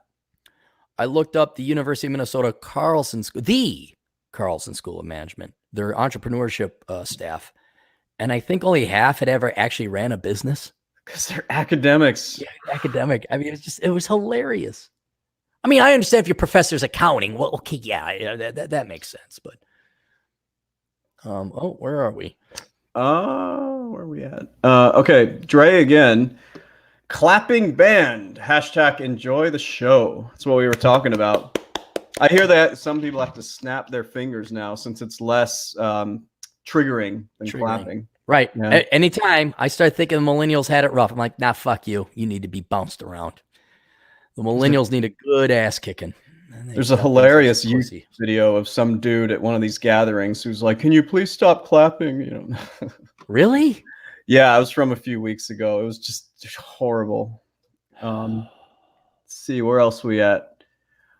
Dre, for $2, I would love to see girls play football in the NFL. I've seen articles about how girls have been trying out for colleges to become like their place kickers or something. It wouldn't surprise me. I'm not against it if you can do it, because two in my high school were the kickers. Right. And I remember one name's Erica, and she was a good athlete. Her and I would run, and she beat me long distance. She was good. She was definitely an athlete. And the other gal was also an athlete, a larger gal, not quite a runner. But these gals, they did it. They did it before the fucking standards. Where they were Gen X gals. Maybe that's the last generation where women actually met the standard. And they were our punters. They were our kickers. Varsity. So if they, did you see Minnesota this weekend? Minnesota? Yeah, the Vikings. What are they famous for? Well, they lost this past weekend. How'd they lose?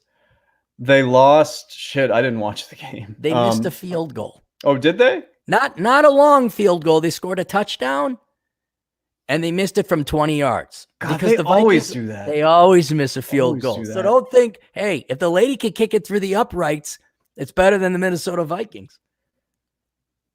But are they trying to be like kickers? Or are they trying to be like full? No, they're doing the kicking and punting. Not any that I've seen are trying to actually play skill positions like running or whatever. Hey, if they can do it, you know what? Do you think money cares what you look like? No. The NFL, I mean, they don't give a shit. I mean, it's all white guys in hockey, okay? It's all black guys in boxing or UFC or football. They don't give a shit. It's like, what do the numbers say? So yeah, ladies, if you could kick the ball better than the Minnesota Vikings, you might have a job. It's one reason, I know you don't like to watch sports ball, but sometimes the reason I do is because it's 100% merit based. There's no affirmative action. There's no quotas. True. Yeah. No, I don't mind watching an occasional football, and I don't have a choice because we was like, I gotta get out of the house. Well, let's go eat, and then there's always a Vikings game on. Yeah, always some on. Yeah, so I just do it. Oh, that's it. I'm kind of pooped. I'm cleaned out. I did all the stuff I wanted to do. Cool. Anything else on your end? No, this was fun. I missed doing this when we didn't do it last week. Yeah, so. No. There will not be a Clary podcast on Friday. You leave tomorrow, or I leave tomorrow, and then it's driving and taking it easy and writing. How Not to Become a Millennial will probably be published early to mid-December, I'm guessing now. Trying to get through that. The first two chapters are like the big chapters. I have to lay it down, and The rest of them are just machine gun fire. So hopefully it'll come quick. Maybe it'll come out not in November still, but we'll see. It's going to take a lot of work. But me and TJ are just going to sit and get cracking and put our nose to the grind to get that done. That's it. If you want to help out the show, go to olderbrother.com/donate. You can donate to PayPal. You can donate to Patreon. But the third link you'll find at that website is a little link to my Amazon affiliate account where if you do all your shopping there, I get a 67% commission and cut on all your Amazon purchases, which by today's standards should be a lot. If you do any of your online shopping, please do that first. Go to olderbrother.com/donate. Click on the Amazon banner. Do your shopping that way. And then I make money and you don't pay any more. Always buy my books. Remember, there's Asshole Consulting as well. And tune in to the the Clary podcast, which you can find by going to captaincapitalism.blogspot.com and click all the links there. Chad, what you got? You can find me at elkincpa.com. Special thanks to the listener that noticed I had a typo in it the other day and wrote me and I fixed it. So I appreciate that. Thanks for looking out. You can also find a couple books my dad and I write, the Elkins Comprehensive Tax Guide. They're on Amazon. And my dad tells me we'll probably get that out before the end of the year for 2020. You going to enlist Mary Jo this time? And you guys going to ignore my marketing advice? I have a pretty good feeling that I'll be able to convince my dad to put Mary Jo somewhere in there, but it might require more pictures just so we can be sure. I know I'm joking. No, is he really going to have her on or no? He might. I mean, we're not getting anything sold with the normal cover. What are your books selling now? Why don't you put a cute girl on it and see what happens? I'm willing to do it, and I think he's open-minded. Okay, all right, run it past him. So, all right, that's it. Thanks for everybody tuning in. There will be, of course, Asshole Consulting as I travel, and we'll see you guys. Non-stop Dre for Pokeball fun. Pokeball fun, yeah. All right, take us out appropriately, Chad. $2.